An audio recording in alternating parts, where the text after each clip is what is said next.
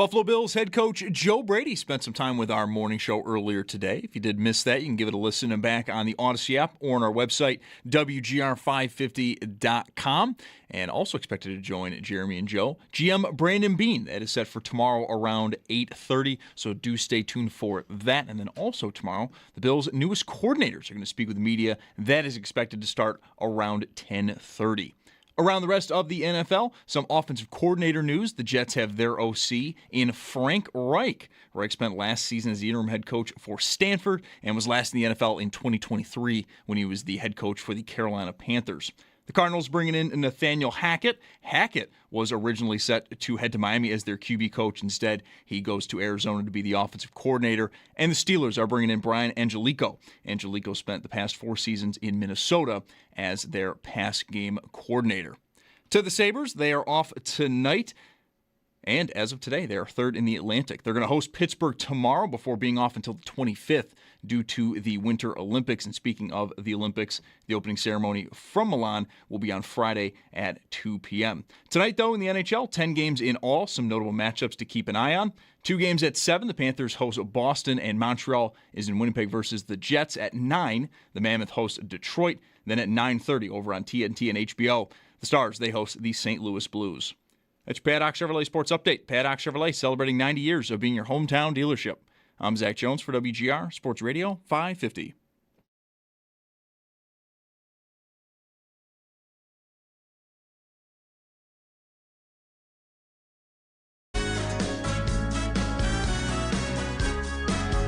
It's Mike Schopp and the Bulldog.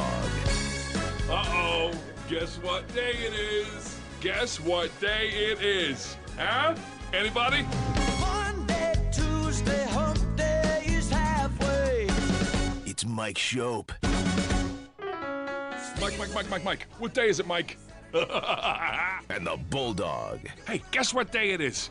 Oh, come on. I know you can hear me. It's Mike Schopp and the Bulldog. Guess what today is? It's hump day. Woo-hoo! On WGR. Hump day. Sports Radio 550.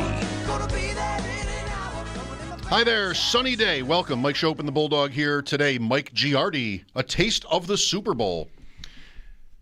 Boston Sports Journal. Mike's been on with us a lot. I remember the first Patriot run is when I was going to those games and you went to a couple. Mm-hmm.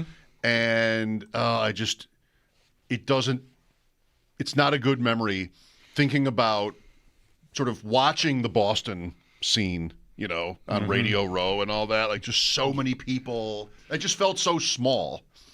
The Bills weren't good, and the Patriots are just there year after year. And, we like Mike, though, and we're not going to have to look at him. I like Mike a lot. While we're talking. He's of our not that that's bad, but semi-regular guests.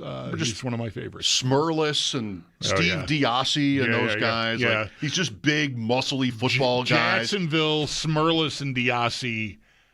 I don't know if they had their Harleys shipped down there or they rented bikes there, but they had motorcycles. I remember. And this was before I had a motorcycle, and I was just like, does it get any better than that? Like, you're in Florida. It was Jacksonville. It wasn't real warm. It was, like maybe 60? I don't remember being hot at all while we were in Jacksonville. It's when I learned that people from the rest of Florida call Jacksonville, Georgia. Right. Not a compliment. So not meant as a compliment. But anyway, yeah, those guys. I remember those guys on Hart, like pulling in there, finding a parking spot in the media parking area by the convention center to stuff our rental car, and these guys are parked in a no standing zone with their motorcycles, basically. Like, I just wow, that's a look. And that's when they're going for 3 out of 4. That's the Eagles. Yeah, okay. It's Rams, then it's the Tampa year, and then it's the they beat Carolina, rather, and then the Eagles is the game in Jacksonville. That's right. Just like, I guess if I were being analyzed professionally, I think I'd be told that I was jealous. But I would hate to have to sign for that. Like, was it really jealousy? I just decided, like, I'm just not gonna like you, really. Anything Patriots. Yeah. And then I mean, remember how many years went by? They were always right. good. Yeah, they weren't a decade. I don't know. I definitely didn't like them, but they weren't yet. For me, the annoyance level was nowhere. This is pretty obvious, I think. Just over time, it just got to be unbearably annoying. Whereas then it was just kind of like, oh, this team's really good. I wish they'd stop. But like it wasn't. I didn't feel like they owned me or owned anything. And then they eventually just, ruined like the next 12 years of my football life. They go in 07 undefeated and lose to the Giants. They go back in 11, I believe it is, and they lose to the Giants. And then it's 14 when they're back again and they win. And I know I would have felt then like, all right, do you really have to keep playing? Isn't it cool to go out on top? What else is there to prove, really? And what does Brady do? He goes for like another 9 years or something after that. Wasn't done. He did not stop. Right. Narrator. And then he did not stop playing. Won another one with another team. Even, one with Tampa. Just to rub it in. Which, that was impressive. But I'm always a little jealous of not being there because of the years that we went. But to have to suffer through New England. Hopefully Mike's not listening and just cancels because he shouldn't take it personally. No, definitely. I would hope he wouldn't. I don't think that he would. I do sort of, though, the same thing in mind, and it probably is jealousy. I know for me, I don't love that scene, but one of the things that is afforded you if you are the team that's in it, like if we're there, if we did, and I don't know that we had ever decided in house. We fell a week or two short of having to worry about it, obviously, with them losing in the divisional round again. But I know our boss had said to me one or two times, like, I'm not sure about Radio Row. Maybe we'll do something else, whatever. But if you're a part of the Radio Row scene and you're one of the teams in the game, they're bringing you Jim Nantz. They just bring, everyone comes because you're the flagship of one of the teams in the game. And I would love to experience that once professionally. As much as I don't like the whole scene, we've talked about it. I've talked about it numerous times. You're trying to outmuscle Nashville for guests. Right. But if you're, we're never going to be New York or New England, but for a week in that setting, we would be. We'd matter in a way that it's hard to fight that uphill battle. Well, if you're just on your own. We'd also, believe me, this is not ego. We'd also be guests on a lot of shows. Sure. Because it's such an easy, great story if the Bills go back. Yeah. And it's been close for a few years here, but has not happened. If they go, it's really about, the whole history of the franchise is on the table. Like this would be a first. And it's what Allen is as a superstar. I know. There is a professional angle to that like you and I would appreciate and find interesting. I don't know if fans do. Fans want it for what it is. Like, let's go win a championship. And it's painful to think about not only the entire history of the Bills, but these ones recently where is it worse than ever? It's not that long ago, and we had a coaching change right away. We haven't really, maybe fully comprehended losing to Denver in the second round. Is that going to be, do you think how is that going to be sort of categorized versus, it's not Patrick Mahomes, Yeah. They had that excuse, the Bills, with Mahomes, winning 3 times and going 2 other times. He's undeniably good or great, and, there's not... Don't hang your head. There's not a lot of shame in losing to someone who's that level of great. They don't have that excuse anymore, and it doesn't apply to McDermott, presently because he's out. Right. But it does apply to Allen. It applies to a lot. It applies to Bean. It applies to a lot of those people that now it was Denver this time, and that did precipitate a big change, losing to the Broncos. Right, but it did keep us from dwelling on how the game went and assigning real blame. Unless you just take the firing of the coach as well, it must have been his fault. And whatever. Everyone that has a finger in it, deserves some level of blame for them not coming through. But it really wasn't. But no, right. It's not. but we didn't ever get to sit with that. And I don't know. I don't know that I mind. But just circumstantially, the way it worked out, yeah, by the time we were back on the air, after Saturday night, a post-game show that ended at 10 p.m. or whatever, by the time we're back on there on Monday, McDermott's gone. And, there's no this interception that, there was some arguing about an interception or a catch, on the Bills' last offensive play. But that's so frustrating, right? And that really is a different thing than unless you think they lost because that ruling they did. They did. But I happen to think the ruling was right. So whatever. Even that for us got somewhat muted because of the circumstances, it's obviously the most substantial thing that could happen, the outcome of the coach being dismissed after 9 years. So that's where your focus is. And then it became, how they handled it, how they sounded, how they talked about it and everything. And then we're on to a coaching search.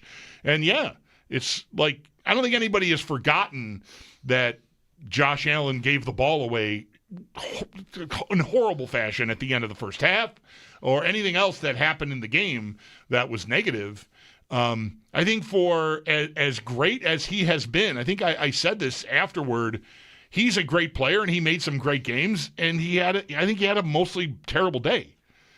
He made enough mistakes that even his greatness could not overcome them. It's a little bit maybe like Jackson the year before. Yeah. Against the Bills, where they had more yards and they never punted. Right. But there were 3 turnovers to 0, I think. And you lose. Right. Yeah, the perspective on it really hasn't it's occurred to me, but it really hasn't been top of mind because, once they fire Sean McDermott and it's a week before they hire his replacement, that's what we're doing. Why did they do that? What do they do about it? That's what we're doing, and that's all still pretty fresh. What is it now? 2.5 weeks ago, I guess, would be the Denver loss. I just think, I wonder how we will file the season with respect to these other seasons in recent years. How good were they? I never got comfortable this year. Right from week 1, I was never comfortable. It was they stole the opener from Baltimore. They hammered the Jets. They kind of struggle against the Dolphins and the Saints. Then they start losing.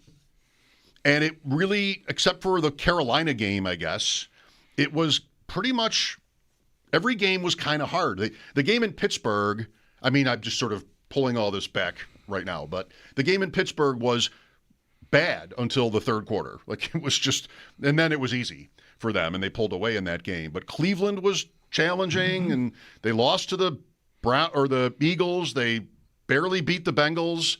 I never got comfortable. I never got to, all right, we know they can do it.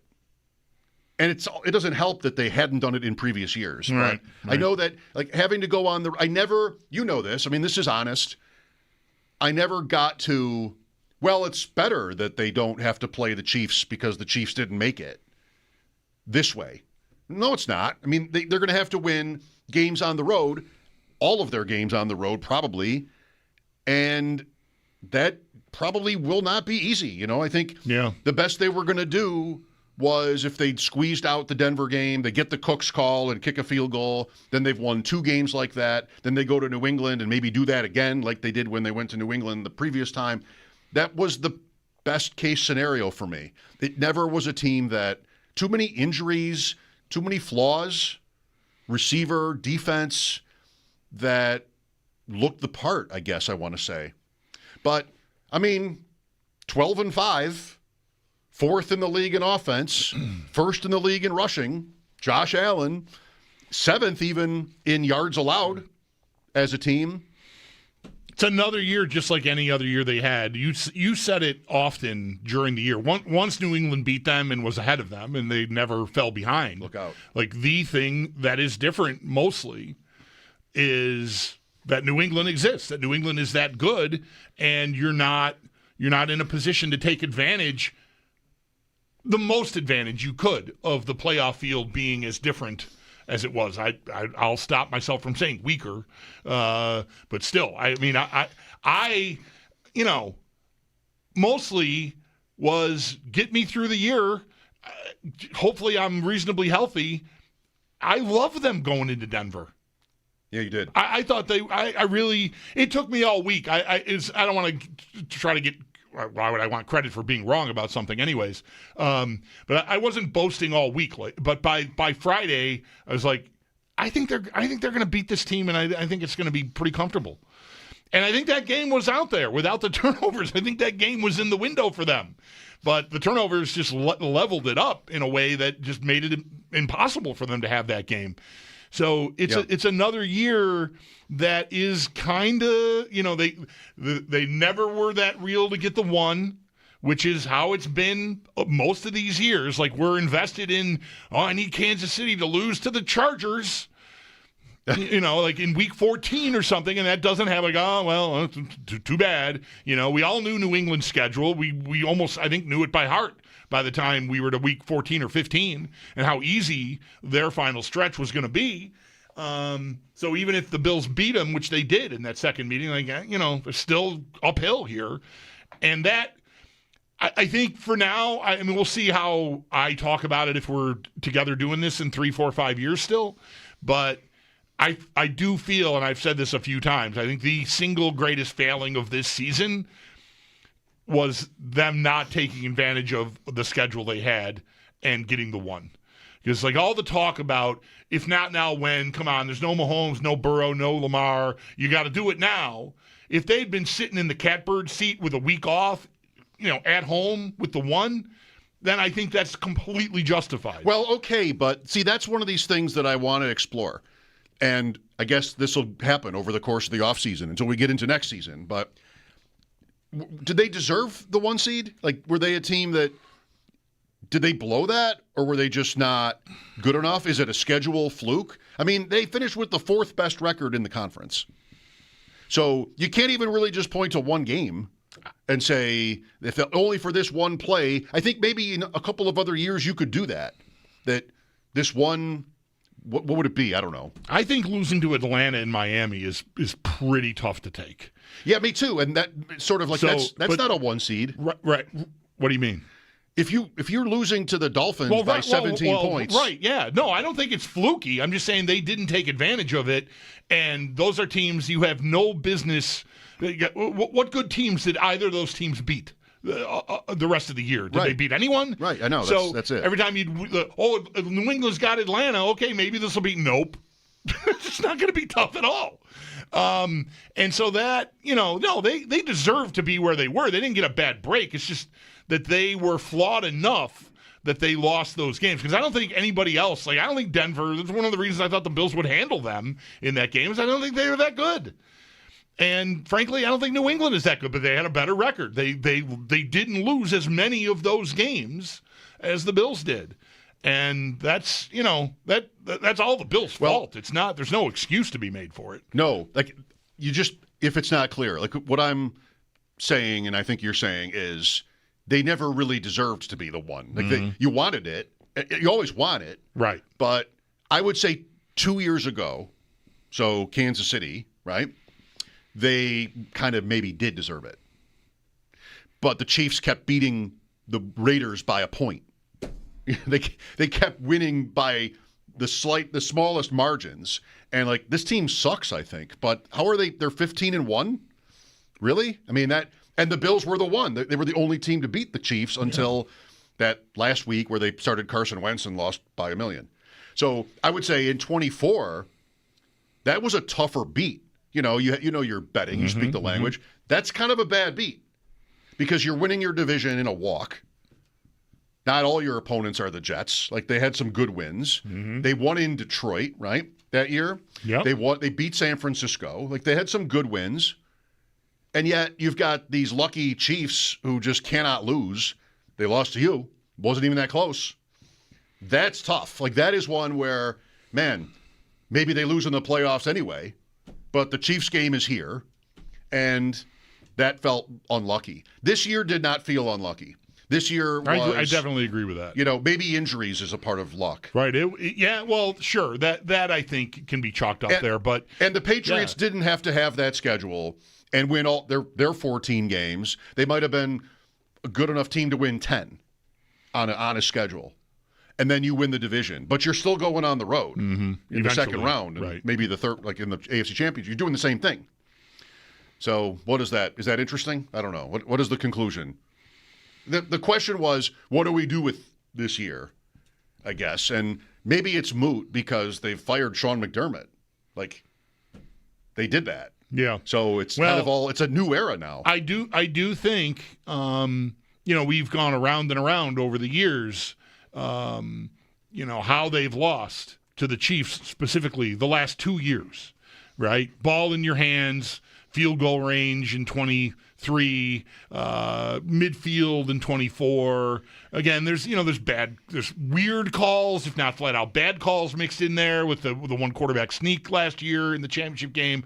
But like assigning blame, they gave up 30 points and 9 yards of play, but I've got the ball with this guy, with this quarterback, and I got a touchdown wins the game, and I go to the Super Bowl. Like, I don't think it's unfair to say, give me one more drive, give me one more play, and overcome it.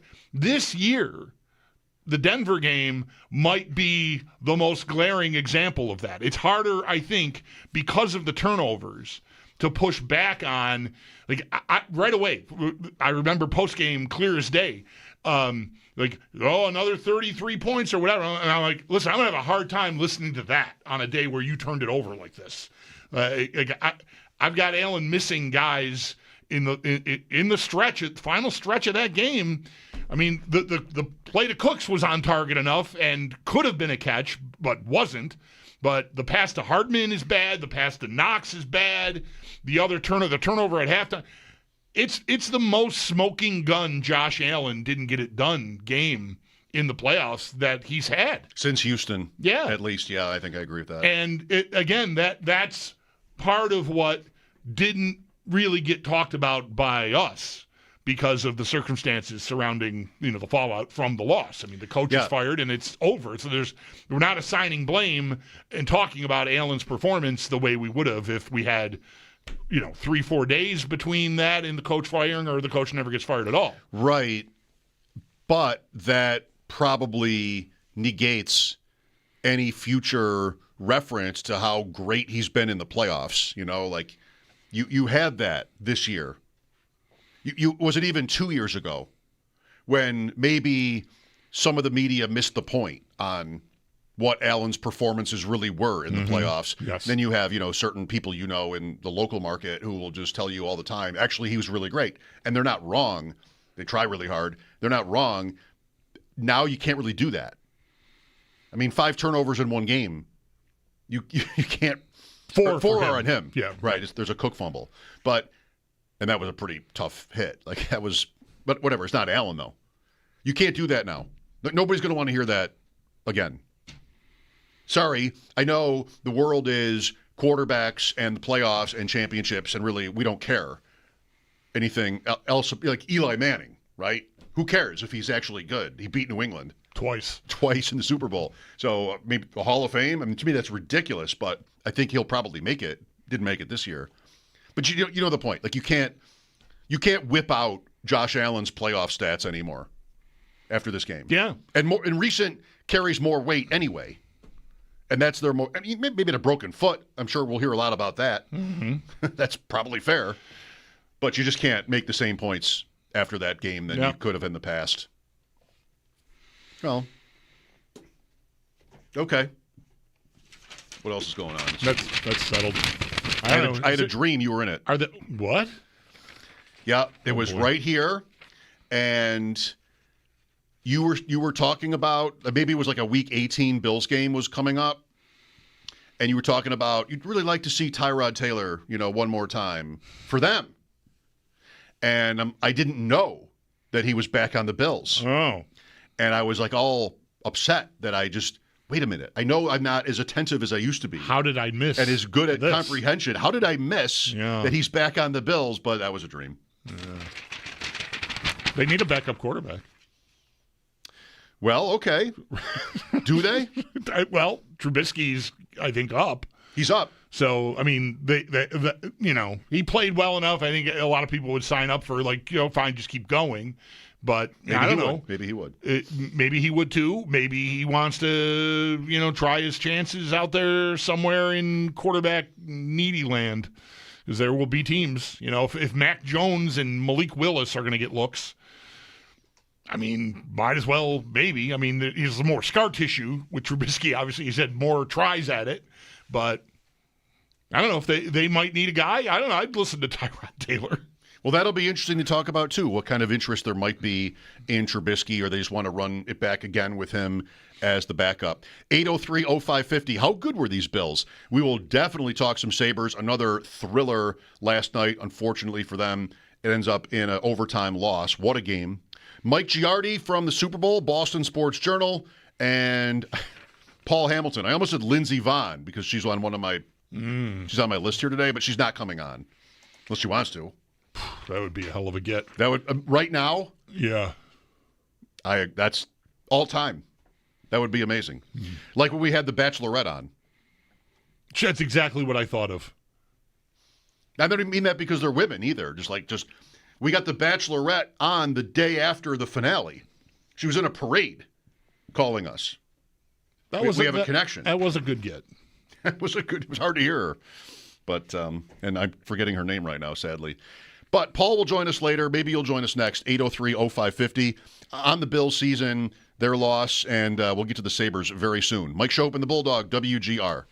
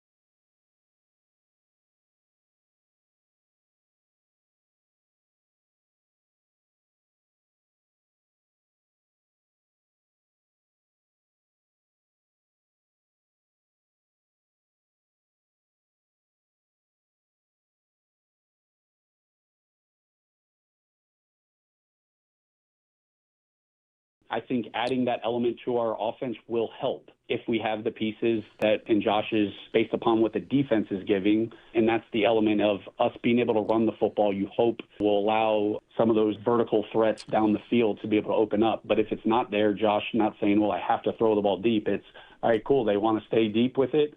All right, cool, I'll throw it underneath, and we'll do what we do a good job of and getting a lot of rack.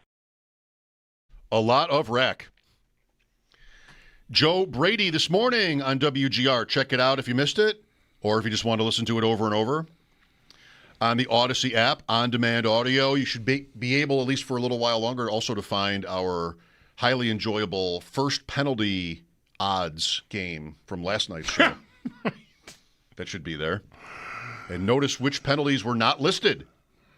You might think if the first penalty of the Super Bowl is one of the ones that was not listed that seemed fairly common, maybe it's a fix. Maybe somebody knows there will not be, what was one of the ones that was not on that list? Illegal contact. Illegal block in the back. Illegal block in the back. On a kickoff return, Bet which is it all. going to be the first play of the Super Bowl. Bet it all, there will not be a penalty on the kickoff return on Sunday to open the game. If I can find that action, I think I'll take it.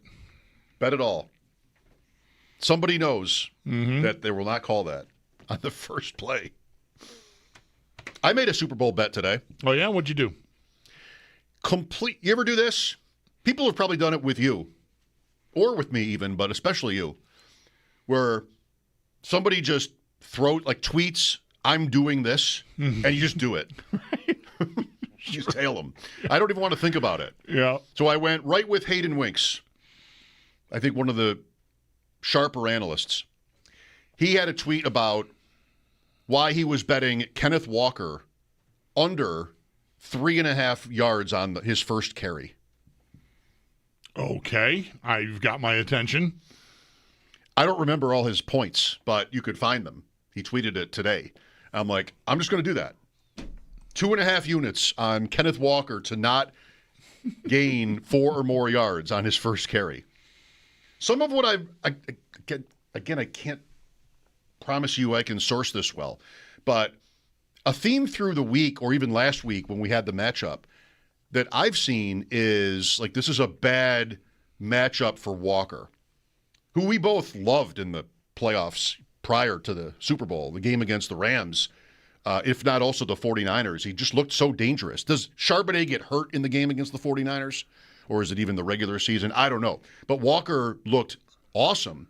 But something about like the way the Patriots line up and what their goals might be on defense, there's pessimism that I'm getting about him in the game. So I've decided to lean into the first carry bet. I have found the tweet you're referencing, and not only are there too many words for me to read all of it, it's also in a font that's too small for me to read with my glasses on. So I can't really share with you. But, yeah, there's a chart and an explanation here that, TLDRCS. Too long, didn't read, can't see. Right? Milton Williams is mentioned in the tweet. Yes, I did see that. The Capitals help probably over there. As you can see, the name, the words that have capital letters. Yeah, Kenneth Walker's name obviously stands out in here too. So, what do you think about betting on a single play like that? Is it any different than betting on the whole game? Is it dumb? Is it weird? I don't know about dumb or weird. I mean, I think it's over fast. Like, I mean, you've got a result pretty quickly. Yep. Right. I mean, you'd expect. They could come out, I guess, and throw 3 passes and go, incomplete, and punt. But you're probably going to get your answer. You'd be alive still, but you're probably going to get your answer on their first possession. What I don't want is like a sack, and then it's 2nd or 3rd and 17. I don't want to have to win this bet when they hand the ball off on a draw because they're going to give them 8 yards. They're going to give them 8 yards and then let them punt. Right. So I'm going to lose. That's a bad scene. That's right. You don't want that. That is a scenario that would be bad for this bet. How do you feel about Darnold here? Does he still deserve the levels of scrutiny? I don't think it's hard to say yes to that for me. I feel like I have been I waited through the entire year last year for him to implode, and then it finally happened in Week 18, and then in the playoffs. So this year, you're sort of maybe thinking the same thing's going to happen again, and then it just didn't. I mean, the opposite happened. He had the game of his life in that NFC title game. I mean, he was just fantastic in that game. And the week before was just a ride in the country. I mean, they just obliterated San Francisco in that divisional round game. So I don't. I mean, it's recency bias maybe. I don't expect him to turn into a pumpkin here and just start seeing ghosts again and throwing picks. Especially, I don't think that's going to happen against New England, especially. I mean, I don't know that there was really a defense in the AFC. Maybe Denver, if they'd gotten there, would have been a team that you could have. That's going to be a lot for him. But what is it about that? Is it the pressure? Yeah, is it just sort of overall? It's the pressure, the quality of the. New England's got a comparable enough to Surtain. I mean, Gonzalez is excellent. And their other corner's not slouchy either. Is that Jones, the punt returner? I don't think they're the same guy. Okay, maybe not. But he had plays against Houston. Yeah, I just don't. I don't think they can wreak the havoc in the backfield as much as a Denver could say. I view New England getting to the quarterback kind of the way, and I'm not sure if this is proven out by the season-long stats. I just don't feel like they're a big threat. I feel like Buffalo would have been in the same boat. Like, I would expect Darnold, if the Bills had made it to this game or were playing Seattle, I would expect I'd have to count on McDermott and the defense to, put him in a blender and hopefully confuse him with what he thinks he's seeing and what's actually happening. But as far as getting guys on him, I wouldn't be optimistic because the Bills weren't that team all year. They didn't lay a glove on Bo Nix. I would not, they still could have won the game. No, but to the question about Darnold, and plus this entails the Bills winning their last two games, like beating Denver and then beating New England. So you'd have a really excited, optimistic attitude about this. Oh, man, bring on Sam Darnold. I would. Maybe they won't sack him 5 times, but McDermott and the job he did against Lawrence, I think that is my worst case scenario here against this team. Would be Darnold gets crossed up, and then there's your sack because he freezes. Yeah. I said this at the time. A couple of those plays against the Rams, he really is like edge of your seat. Because you're watching the game and it looks like he's almost certain to be sacked. And the ball comes out just at the last half second, and it's perfect. But there were a couple of touchdown passes. The one to against the JSN Rams in the corner was absolutely that. Yes, and there was another one over the middle where the guy was actually covered, and he still hit it. And just like, wow. Yeah, some of them, I think the JSN one that I'm thinking of that was a touchdown, he doesn't even look like he gets to complete his follow-through. The hit gets there so soon. Yeah, but he's so open. Yeah. Like he sort of lobs it to him. He just gets it out there, right. I would love the Bills against Darnold, I think. What are we talking about? We're talking about is Benford going to travel? I mean, JSN is the slot a lot, so I don't know if there would be that. Oh, man. I mean, do they get run on? That was a consistent theme this year, but Denver didn't run on them. I mean, they didn't. They ran for 70 yards, and some of it was Knicks, I think, in that game. That's right. Wasn't much. I really like Seattle, and I think they're close to a great team. But I wouldn't mind the Bills at all in this spot against them. And would they be favored? Who would be favored?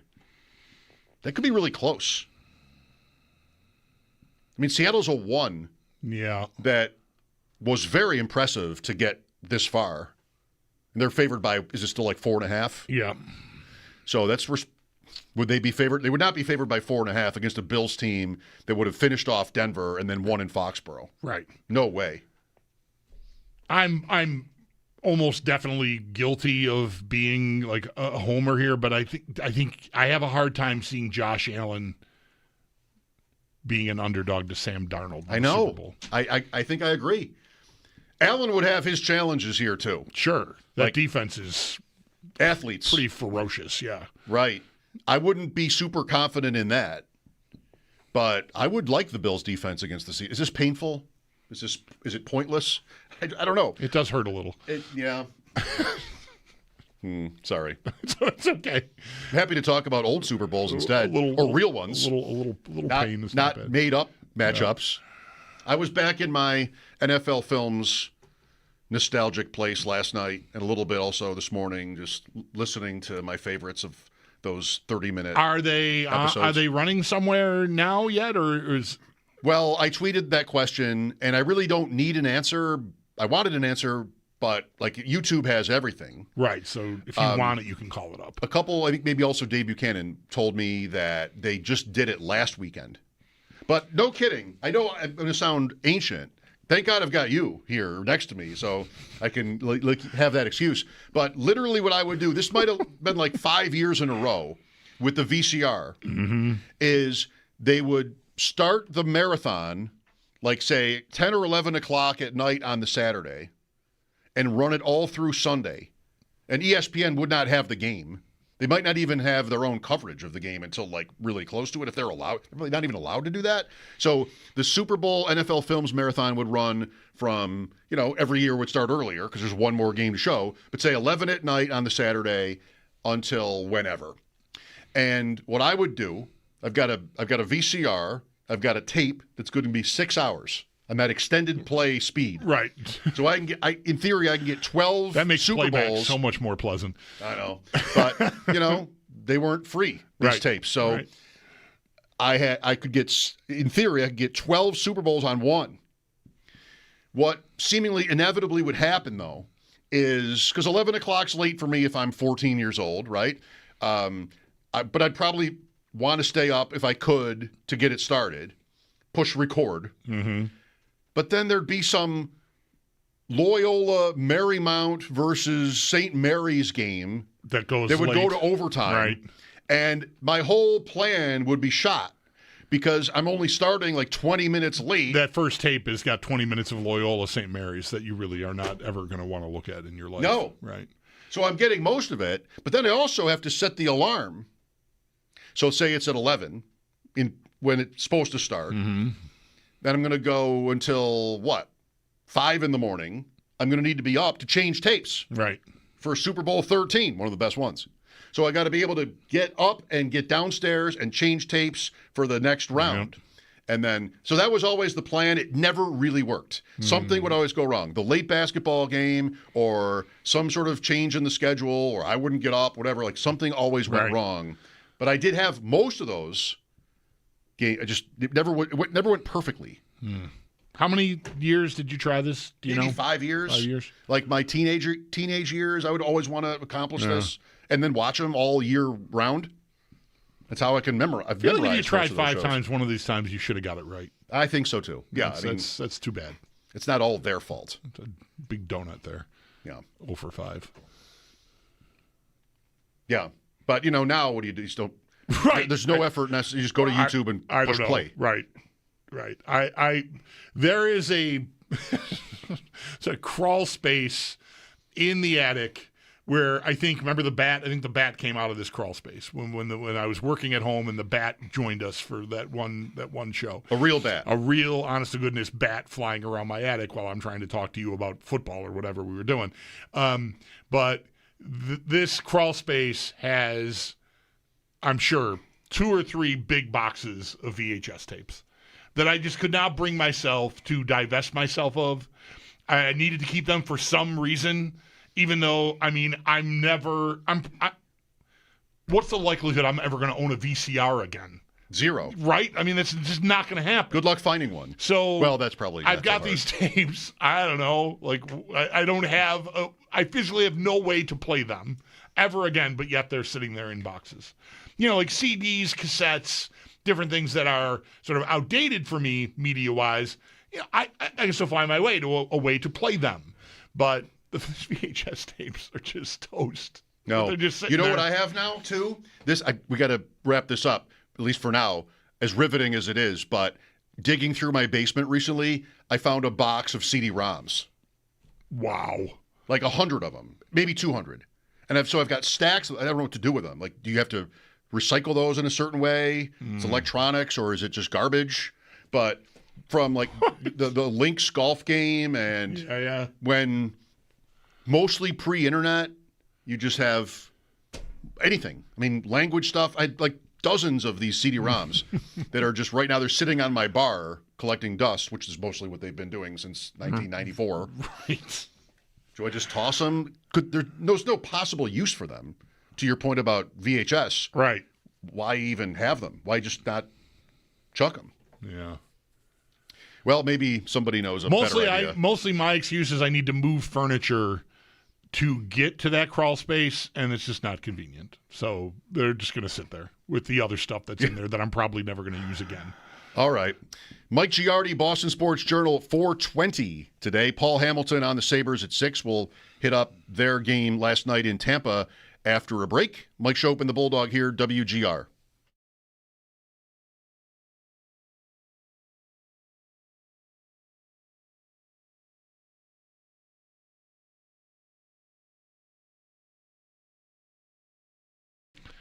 Folks,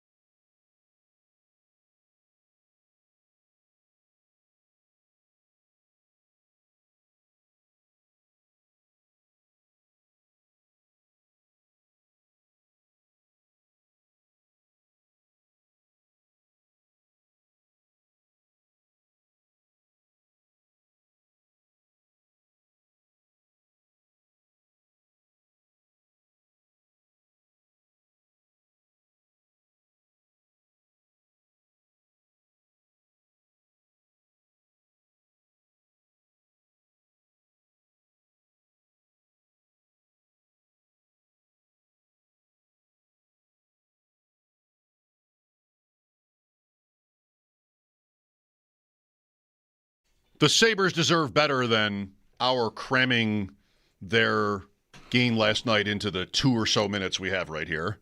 So maybe after the update, did you realize when you were watching last night's game that you were watching a sporting event located at Benchmark International Arena?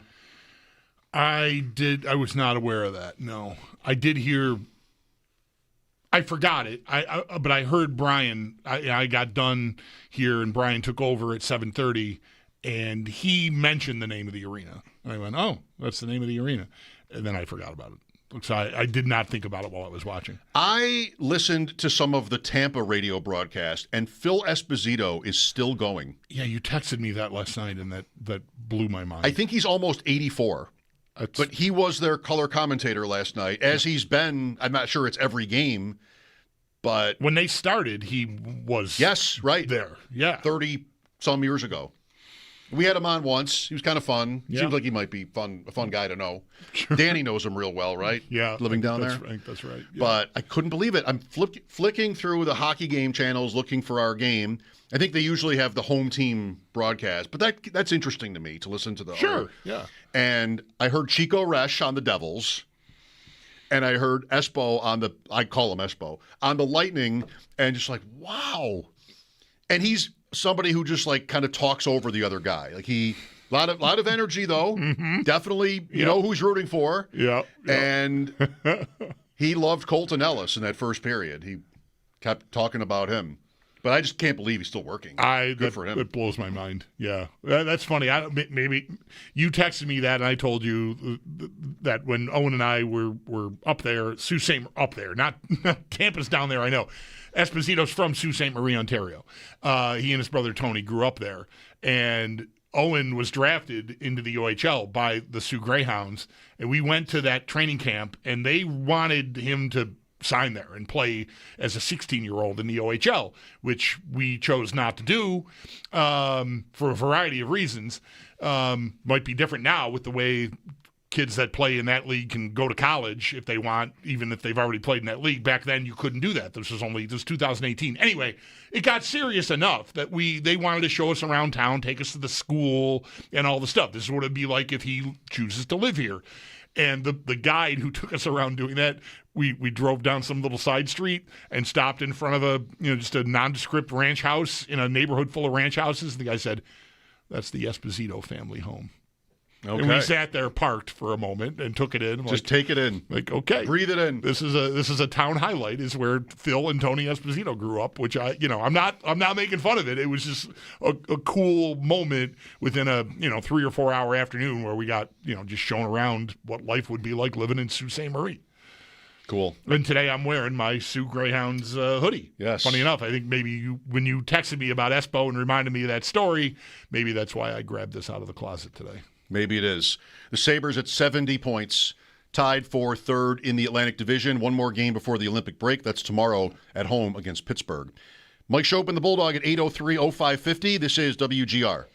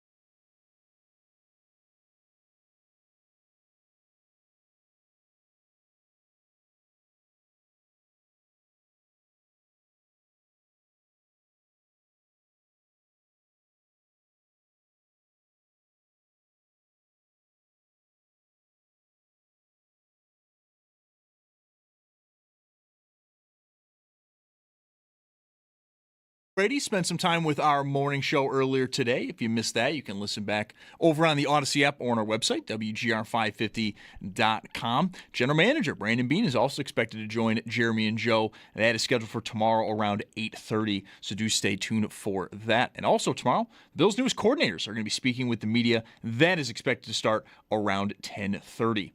Around the rest of the NFL, we got some offensive coordinator news today. The Jets have their OC in Frank Reich. Reich did spend last season as the interim head coach for Stanford and was last in the NFL in 2023 when he was the head coach of the Carolina Panthers. The Cardinals, they're bringing in Nathaniel Hackett. Hackett originally was set to be heading to Miami as their QB coach, but instead goes to the Cardinals, where he'll be their offensive coordinator. And the Steelers are hiring Brian Angelico. Angelico was with the Minnesota Vikings for the past 4 seasons as their pass game coordinator. To the Sabres, no game tonight, and as of today, they are third in the Atlantic. Tomorrow, though, they are going to host Pittsburgh, and that is going to wrap up at least this part of the season. They'll be off until the 25th due to the Olympics. And some other NHL news just before the 3 p.m. trade freeze due to the Olympics. The LA Kings, they acquire forward Artemi Panarin from the Rangers for a conditional third-round pick and forward Liam Greentree. Panarin is also signing a 2-year, $11 million per year extension with the Kings. Tonight in the NHL, we've got 10 games in all. Some notable matchups to keep an eye on include 2 games at 7. The Panthers host Boston, and Montreal's in Winnipeg versus the Jets. At 9, the Mammoth host Detroit, and at 9:30 over on TNT and HBO, the Stars, they host the St. Louis Blues. That's your Paddock Chevrolet Sports Update. Paddock Chevrolet celebrating 90 years of being your hometown dealership. I'm Zach Jones for WGR Sports Radio 550.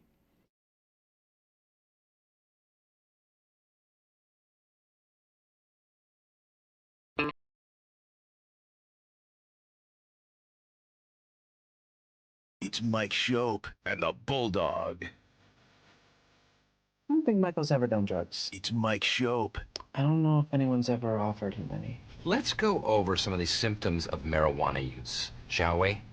You tell me who this sounds like. It's the Bulldog. Slow moving, inattentive, dull, constantly snacking, shows a lack of motivation. It's Mike Schopp and the Bulldog on WGR Sports Radio 550. Coming up, Mike Giardi in about 15 minutes. Tomorrow, Joe Ostrowski and Marty Baron on the occasion of the last Sabres game before the Olympic break. Friday, Sam Panayotovich.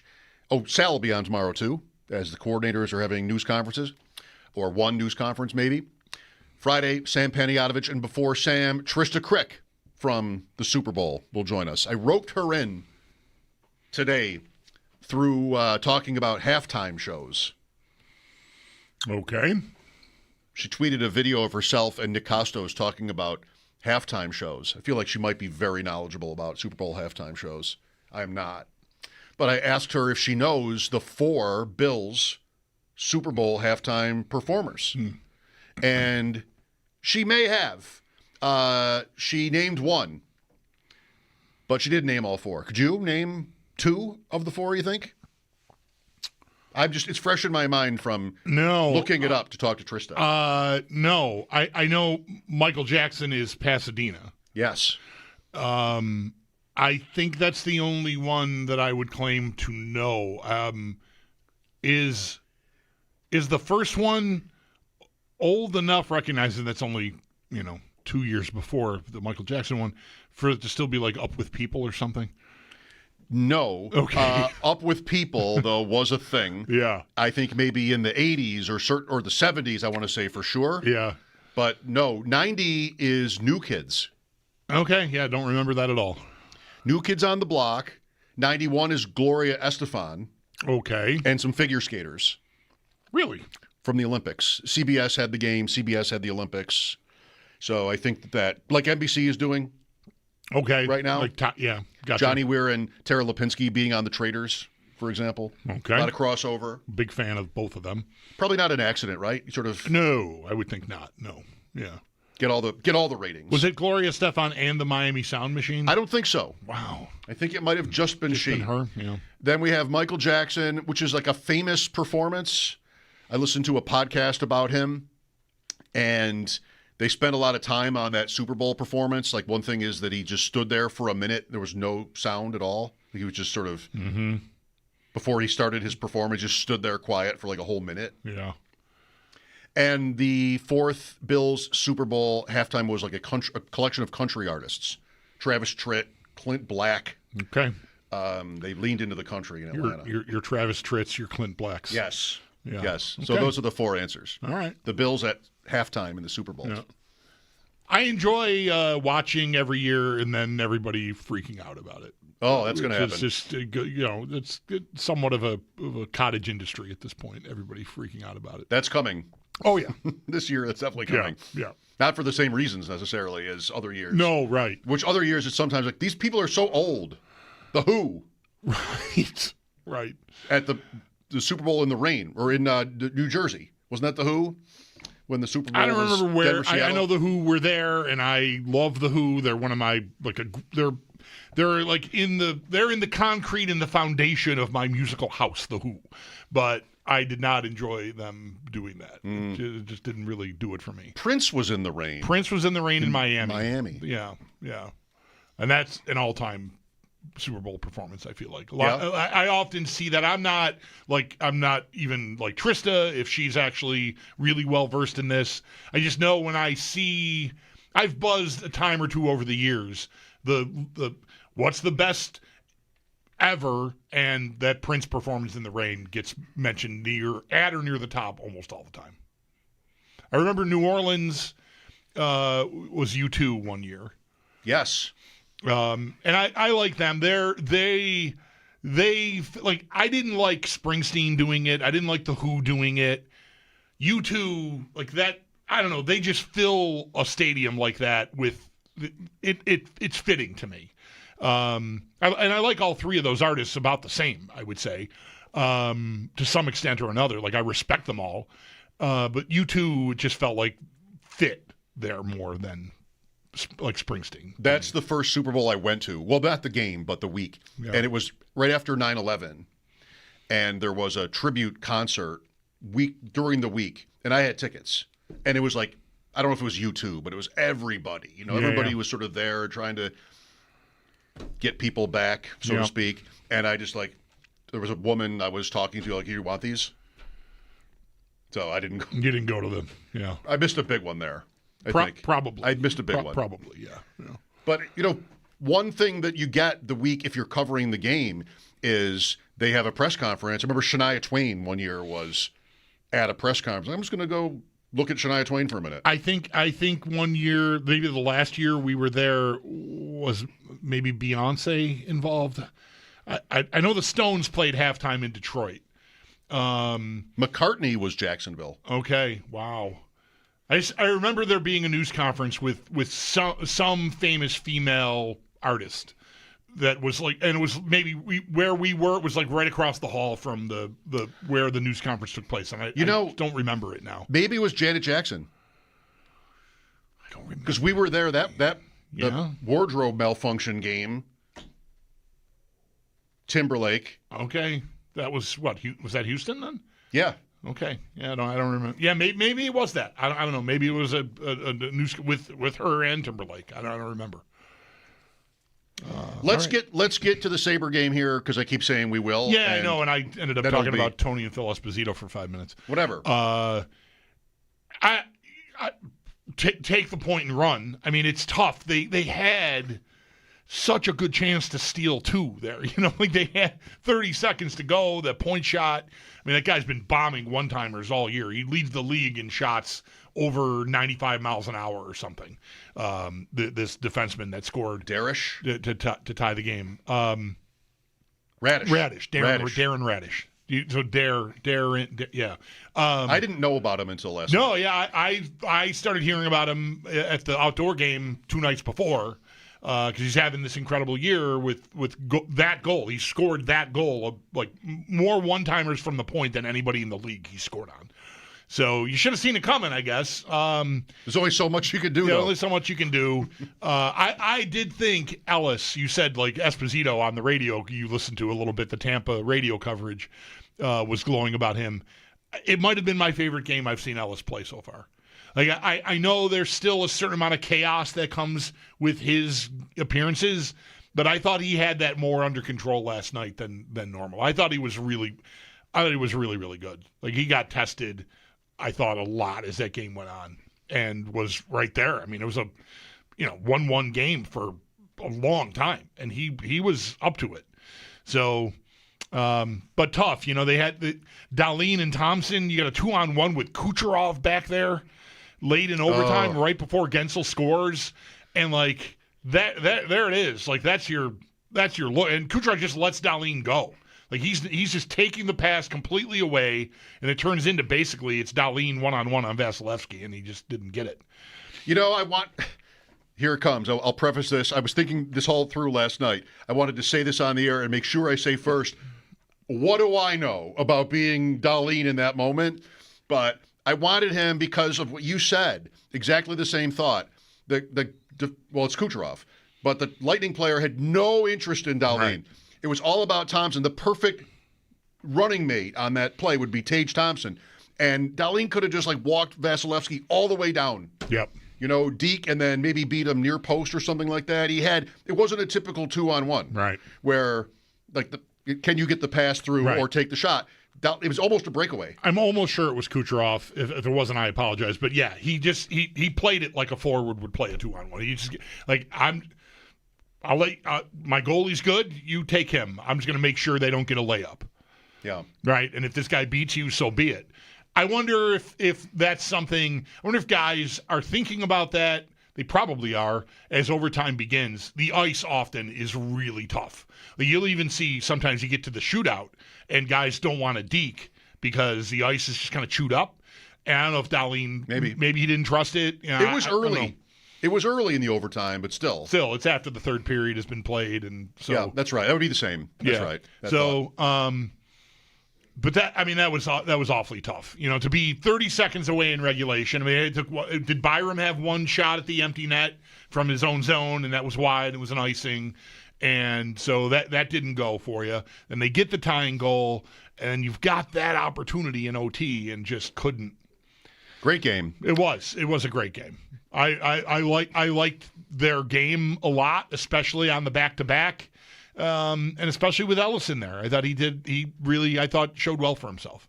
Mike Giardi, Boston Sports Journal, on the Super Bowl and the NFL after this break. Mike Schopp and the Bulldog, WGR.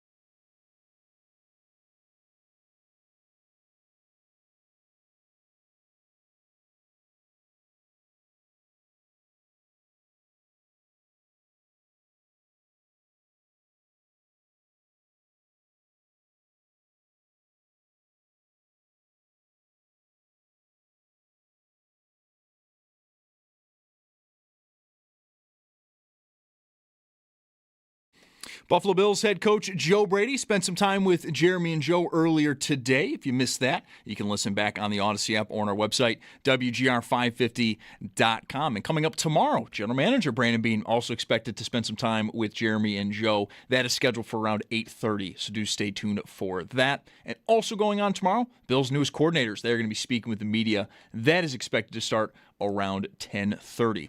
Over to the Sabres, no game tonight, although after last night, they now sit in third in the Atlantic, and they'll host Pittsburgh tomorrow before being off until February 25th due to the Olympics. Speaking of the Olympics, due to that, there was a 3 p.m. trade freeze in the NHL, and just before that deadline, the LA Kings do acquire forward Artemi Panarin from the Rangers for a conditional third-round pick and forward Liam Greentree. Panarin is also signing a 2-year, $11 million per year extension with the Kings. That's Paddock Chevrolet Sports Headlines. Paddock Chevrolet celebrating 90 years of being your hometown dealership. I'm Zach Jones for WGR Sports Radio 550.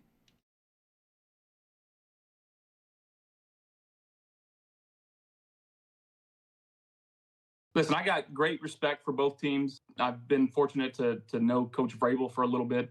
I have a lot of respect for him. Drake May, obviously, I've got a good relationship with him. Sam Darnold, that's my boy. Even before the draft, we've hung out before the draft when we were in college. We met at some touchdown, I think it was the Touchdown Club of Columbus, going into his sophomore year, my junior year. And like I said, we lived pretty close together. We spent a lot of time in the offseason together playing golf and hanging out. So I'm rooting for my man there. All right, Josh Allen, at least willing to divulge whose side he's on, right? Some people wouldn't. I love everybody equally,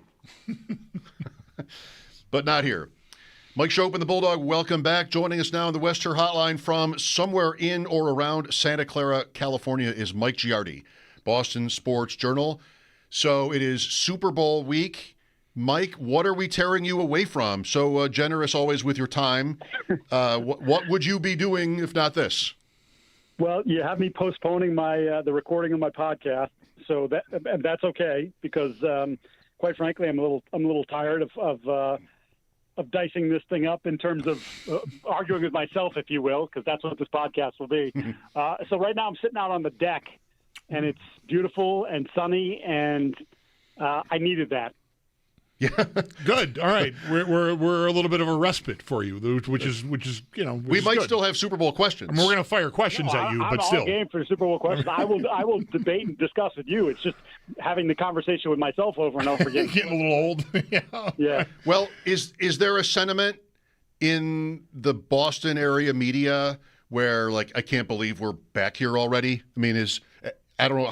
I'm sure you go back a number of years, but the Patriots came from such a low place here not that long ago, last year. Is there that kind of vibe in the air? 100%. I think, I think when you and I talked, and we talked back, I think maybe week 8 or 9 is when I started to think like they're actually a good team and this could go someplace. But I still didn't think the place was going to be in Santa Clara for the Super Bowl against the Seattle Seahawks.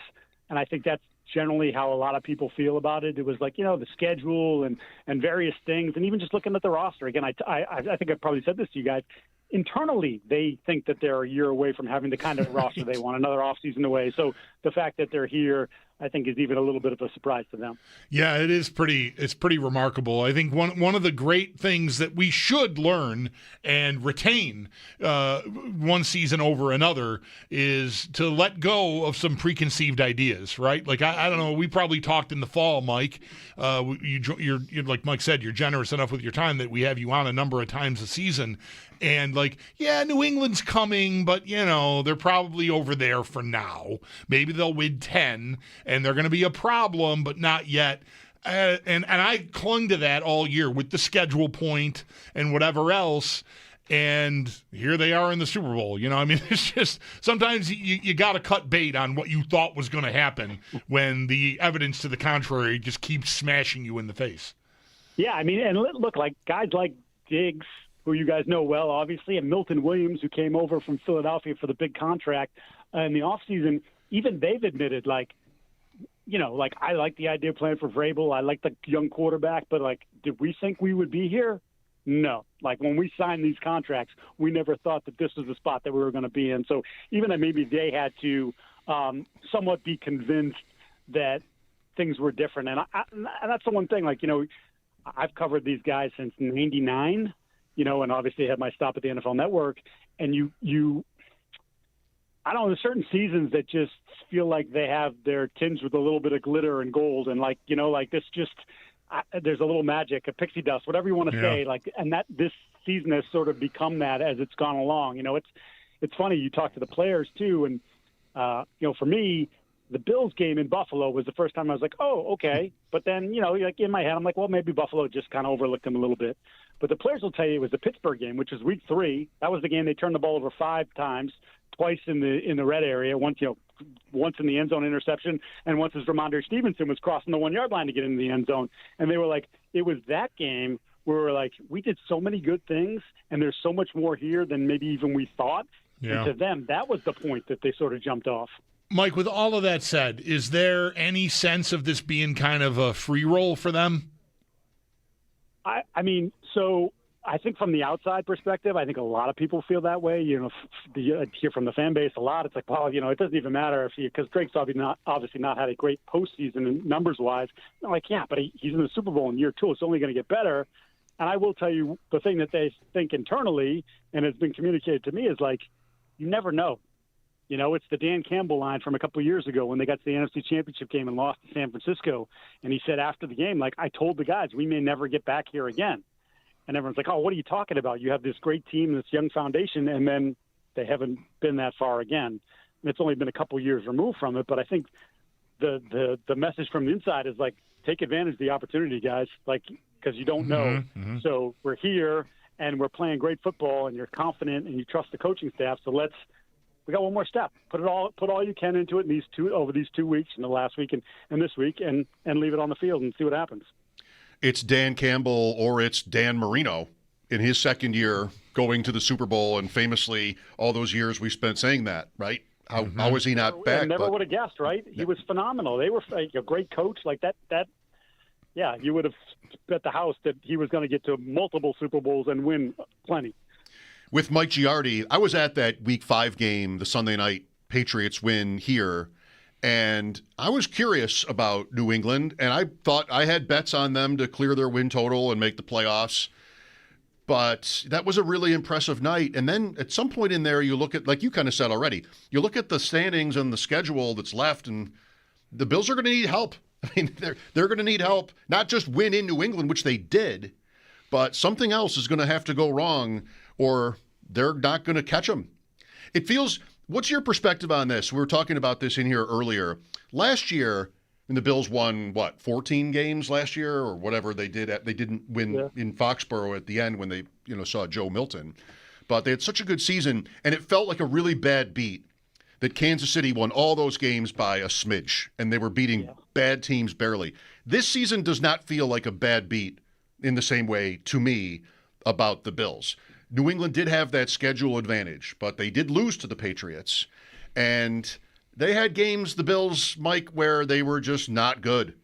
So there's a lot, people have said a lot about New England's path. I mean, not even really much adversity in the playoffs, relatively speaking, but I think they deserved it. I think the Patriots deserved it.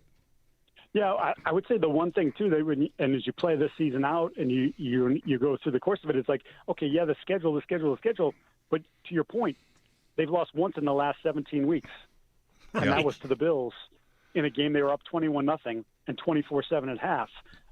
And they were disgusted with themselves after that game, and tons of credit. Obviously, they weren't saying like Josh Allen didn't do this or they didn't make these adjustments, but like that's the kind of run they've been on. They've taken care of the Tennessees and the New Orleans or whoever, the games where you'd think like, if they had a slip up, you could kind of understand it. And they never had that. In fact, in many of those cases, they beat the crap out of those teams, which is sort of where I got to the point where I was like, no, they're good, man. It's like they're not just scraping by. They're not getting lucky. They're just, okay, we might have toyed around with Tennessee for a half, but in the second half we outscore them, 21-0 or something, and it's an ass beating, and you're putting in backups in the fourth quarter, and that's sort of how this has played out for them. They went to Tampa in the middle of the season, and that was one where they were probably an underdog. And like if the Bills don't get a break here from Tampa, they could really be in trouble. It was week 9, I guess. Well, there you are at the Super Bowl. There are the Patriots again. It's tough. It's tough here, Mike.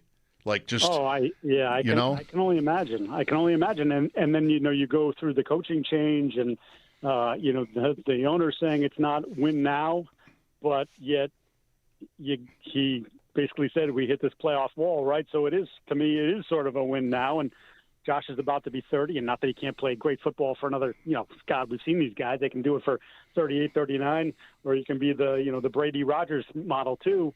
But yeah, there's got to be a feeling of like, damn, like what do we got to do? This was supposed to be our division for the next however many years, and this happened unexpectedly, and maybe New England might be poised to be in the mix for a lot longer because of their quarterback and head coach. Right. How about their quarterback? The playoffs, I mean, obviously the title game is, in a blizzard in the second half, and so, nobody's doing much of anything.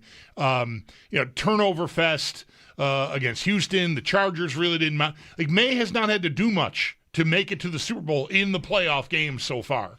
How much do you think, is on him to, because I think they're probably going to have to score, 28 to 35 points, I think, to come away with a win here. So that would indicate, if I'm right about that, because I think Seattle's going to move the ball and score points, that he's going to have to be on point here. I would share your thought that he cannot. This has been less than what we've expected for 3 straight weeks now. And again, you mentioned there are some extenuating circumstances in terms of the weather in the Texans game, and certainly the weather in the second half in Denver. But even before those moments that clicked in, he wasn't playing great in those playoffs. I want to say he's had 4 good drives. The offense as a whole has had 4 good drives in the entirety of the postseason. So I'm with you. He's got to play better. He's got to be more like the regular season, MVP or second place in the MVP, probably second place in the MVP voting Thursday night when that gets revealed. And I think the week off has done him good, not only from a physical standpoint, with the whole shoulder thing that I think is really not much of anything, but more like a fatigue thing. And also just sort of reset. Go back, remember what you did well. And Josh McDaniels, the offensive coordinator, has been very good in his history, not just here, but in his other stops, which, as we know, as a head coach, didn't necessarily work out. But if you look at they had a bye, or they had 10 days to prepare for a game, his quarterbacks always tended to play better. So I think Josh has done a good job over the course of his career of helping guys reset a little bit. I don't see the same high-scoring game, Bulldog, as you do. New England's defense is pretty good. 16 points or fewer in 5 straight. That includes the playoffs. It also includes the Jets. I don't know. What is the Sam Darnold? What is your opinion on this player who everybody seems to always be sort of waiting for the other shoe to drop? And this year it hasn't yet. And he's even been great at times in the postseason. Do you see, it maybe starts with your opinion of him and just how much you trust him. And then it's after that, how good of a matchup do you think the Patriots defense is or bad, and what they might be able to figure out about Seattle? So I like Sam. I think he's extraordinarily talented. I think you have to throw away. I think it's sort of unfair, the Jets thing that sticks with him, and the idea, the famous, seeing ghost quote against the Patriots in what I think that was 2019 or whatever.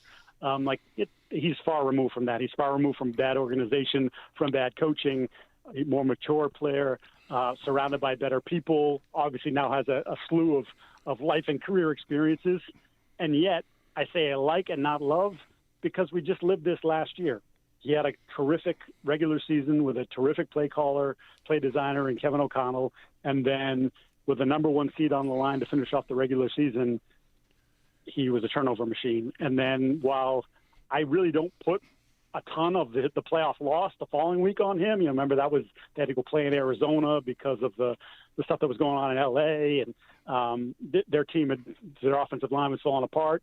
So I don't put a lot of that on him, but I think the week before there was a lot on him. And so, 20 turnovers, I believe, this year between the interceptions and the fumbles, which might be the most or second most in the league. Led the league. Those are the things that you just kind of he was awesome last week in the NFC Championship game, like awesome. That maybe, I mean, certainly of the times I've watched Sam Darnold, and I can't say that I've watched every Sam Darnold game ever, I can't imagine that he played a better football game.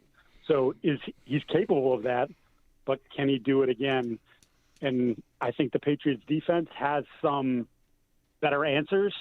And I would say that for me, it starts in the interior. And I wrote about this today for Boston Sports Journal about the Patriots defensive tackles. If you look at the center for Seattle and the guard, Bradford in particular, those are their weak links on the offensive line. And the Patriots' strength is right up the gut with Milton Williams, with Christian Barmore, and then they actually have a second wave of guys, Kyrus Tonga and Corey Durden, who have played really well for them for the majority of the season. And to me, that's an area where you win there, you win early, you're in Sam's face. Maybe that forces the turnover. Maybe he gets happy feet and gets a little uncomfortable.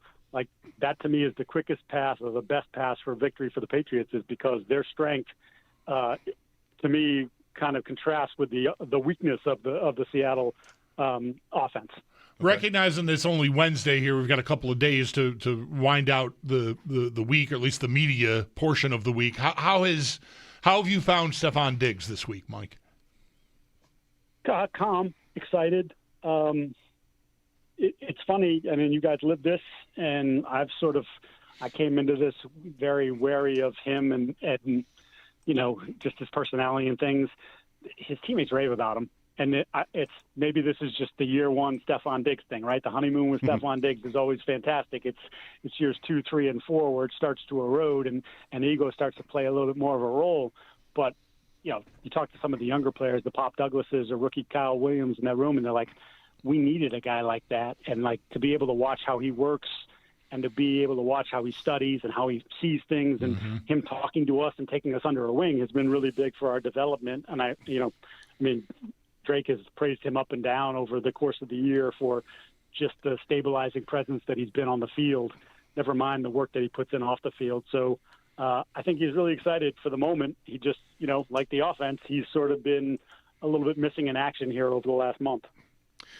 A few minutes left with Mike Giardi. If you haven't, Mike, I would love to hear you talk about what the Bills did in firing Sean McDermott after the Denver loss. Did it shock you? Would you support it? What do you think? So I've said this to a lot of people that have asked me, but just friends locally, you know, who know that I, you know, have an affinity for Buffalo and obviously covered the team for some time.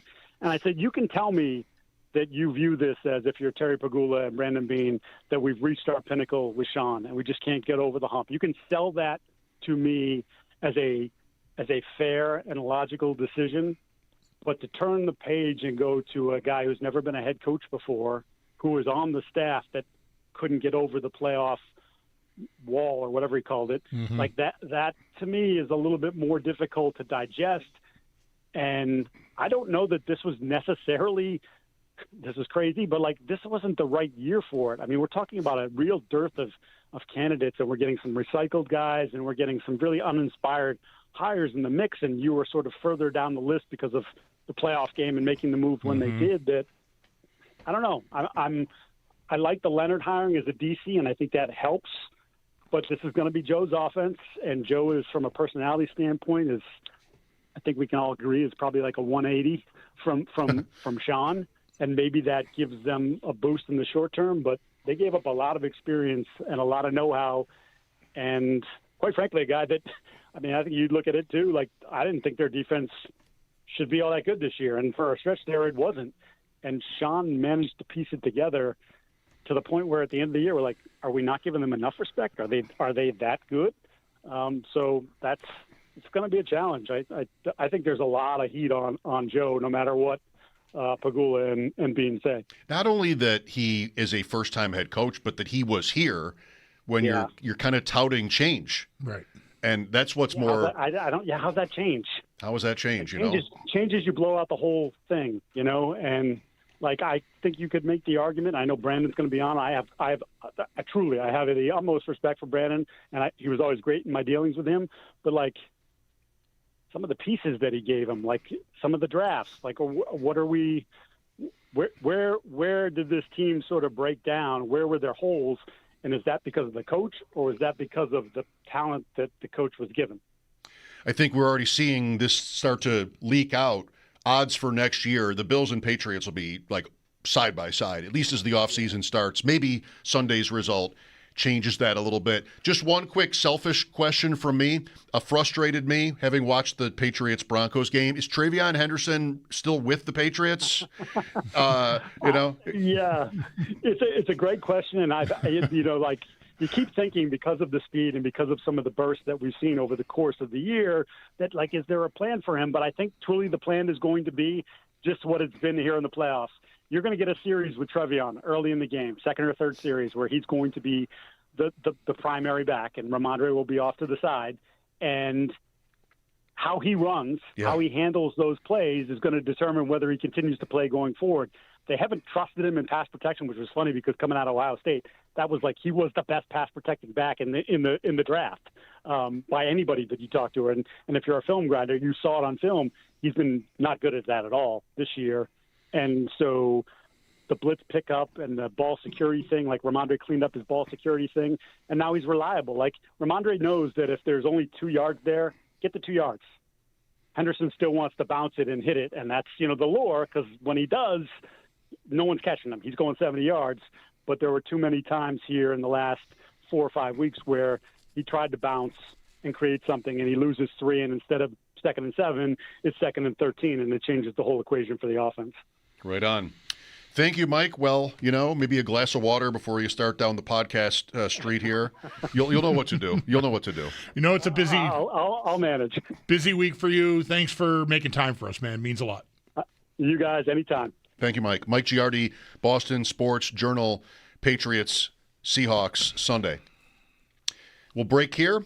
803-0550. Next hour is open. Paul will join us at 6 on the Sabres, and I'm sure we'll get to them between now and then. Thanks for listening. Mike Schopp and the Bulldog, WGR.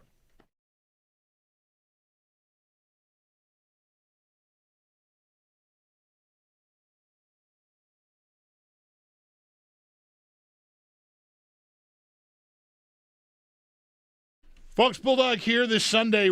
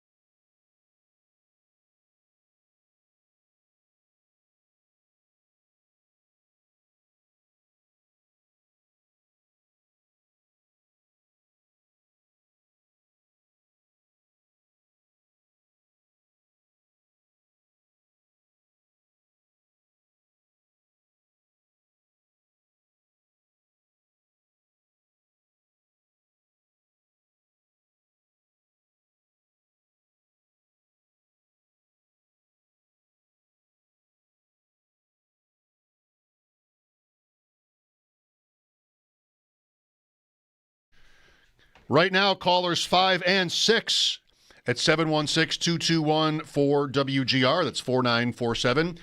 Each win a pair of tickets to see Tim McGraw with special guest 49 Winchester at Darien Lake Amphitheater Saturday, August 1st, courtesy of Live Nation.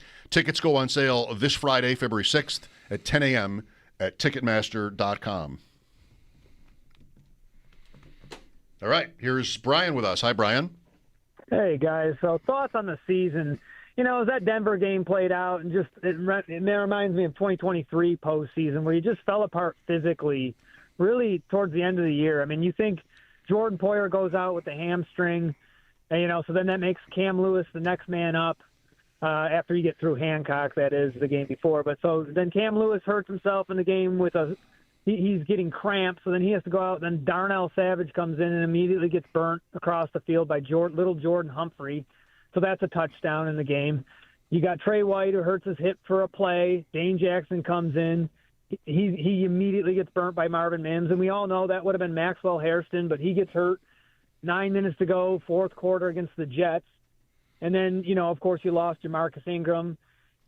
You go to the offensive side of the ball, Shavers tears ACL. You lose Gabe Davis the week before to an ACL. I mean, it's unfortunate that once again Cade can barrely play 30% of snaps, and he ends up leading the team in receptions. So, and Ed Oliver gave it a go, and he couldn't predictably get past like the second quarter being that long of a layoff and kind of rushed back. So, and then Hoyt, of course. But so once again, it was like that game plays out a lot differently if you can not have a couple of those players. That's what I think of. It's another missed chance on fate because of injuries, in addition to the Allen turnovers. Teron Johnson, he probably would have made a difference with a couple catches in that game. You don't have him either. So that's what's unfortunate about it for me. Johnson, yeah, it just reminds me of 2023 and 2024, frankly. Yeah, well, it's the value of not having to play that first game. I mean, that's Shavers and Davis and Poyer. I think was Poyer hurt before that? I'm trying to. That wild card game has doomed them physically a couple of times. I can barely remember it. I'm sorry. I don't know. It was good. It was a good game. Right. Remember that? Yeah. But I can only ever go so far with woe is me and injuries. None of it's wrong. It's just it happens to every team to varying degrees. And a lot of those players were not players I would have said they needed to stay healthy. Sure. I mean, if you're down 2-3 guys on the depth chart, you're going to be in trouble. I think that's pretty much every team. And that's what happened to them in the secondary and at receiver. But at the same time, it was always supposed to, fair or not, it was always supposed to be that Allen was the reason to bet on them. I mean, that was the narrative all year. Sam Panayotovich, everybody. Okay, sure. New England's kind of interesting. So is Denver. So is Jacksonville. Who are you betting on if these teams play? It's the Mahomes point from the previous 5 years. All right, great.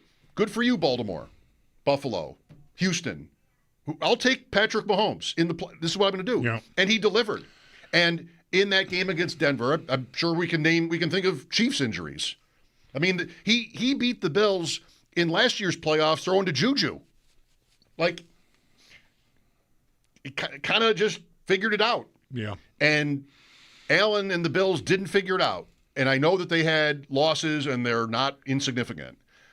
But you're still driving with the lead in the fourth quarter and then with the ball in overtime, and it doesn't happen, and it's not because you didn't have Jamarcus Ingram at that point. It's because he missed throws. Yeah. And then you got a bad break on the last one and lost. Yeah, it's also tough. I mean, the caller in the course of that mentioned every one of these guys and the situations are not the same, but like on Poyer was good for them eventually. Like I think we were all. I know how I felt when they signed him to the practice squad. Like, okay, I just hope he never has to play. And then he started playing, and it helped. But you are on a high wire if you're counting on a guy at that age to make it through and be there to help you at the end. You just are. I mean, anyone can get hurt, but, a safety at his age with his mileage. Right. it's a tough way to live. And they ended up living there. And again, that's not to say they weren't right to have. I mean, he did make them better, but the floor fell out from under him. It's not that surprising. Yeah, right. And even I don't want to nitpick the call because overall you can say it. But who knows if Hairston would have been up to it either, right? You're sort of presuming that because he's a first round pick and did okay. Yeah. Just as a personal rule, I can only go so far with injuries. That's the 06 Sabres. Sure. Terrible luck. Bad timing altogether. Terrible luck. But I also kind of felt there's a physical toll you take playing certain teams. Mm-hmm. And you still have, maybe your fourth, fifth, sixth best defensemen are that much better than your 7, 8, 9 or something. And different sport, different example. I don't want to live like that, feeling like fate is why I lost. And that's kind of what that is. It doesn't sit well with me. Some people think, there are football gods that determine these things. I do not. I do not believe in football gods. But, either way, what do you do when you decide that's how you feel? This isn't the same. That's not the same thing. The injuries were real. I'm not trying to insist that they weren't relevant or anything like that. I don't feel good settling for it is all. It's more me than the Bills or a sports team. I don't feel like I couldn't do something because a certain break didn't go my way. It's the reason for that, at least for me, to speak for myself on, because I agree largely with all that, is every team deals with some version of that. Every team that loses has got, but this guy, that guy. I mean, how do you think Denver feels? They're about to clinch a divisional round win over Josh Allen and the Bills, and to kill time, their quarterback breaks his ankle. I mean, that's a pretty bad break for them. It didn't cost them. Obviously, it was the end of that game, so it didn't cost them that game, but it sure as hell cost them the next week. Yep, fair. Mike Schopp and the Bulldog at 803-0550, spending some time today taking some perspective, looking at how it went wrong for the Bills, and instead of finding a new coach and looking at some of the decisions they have to make, what was this? How good were they this year? Talking about that some. Your opinions would be, we'd love to have them. 803-0550, again, the number. Paul Hamilton at 6. We're wide open next hour. Hope to hear from you. Mike Schopp and the Bulldog, WGR.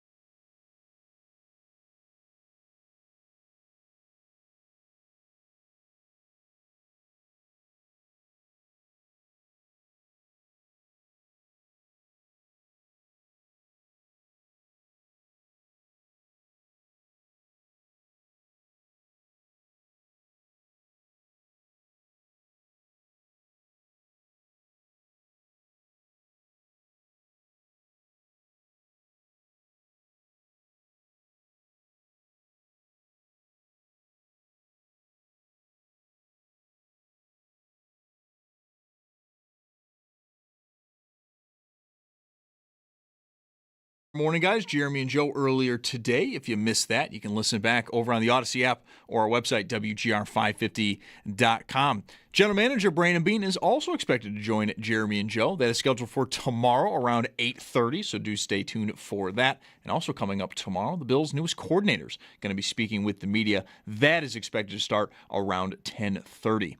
Around the rest of the NFL, we do have some offensive coordinator news as the Jets find their OC in Frank Reich. Reich spent last year as the interim head coach for Stanford and was last in the NFL in 2023 when he was the Carolina Panthers head coach.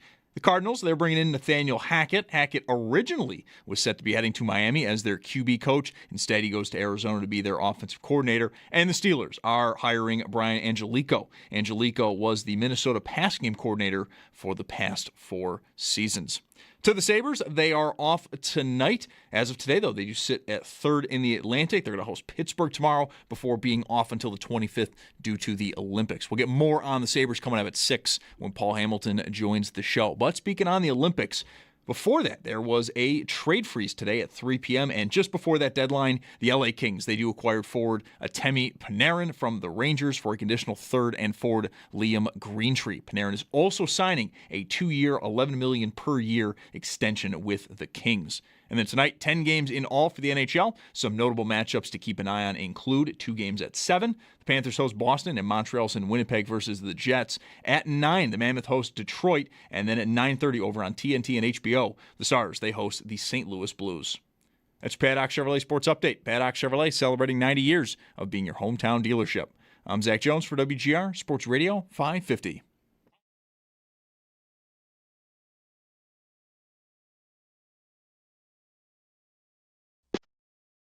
It's Mike Schopp and the Bulldog. Here's going to happen. I am going to have to fix you, manage you to on a more personal scale, a more micro form of management. What is that called? Micro Jimmy.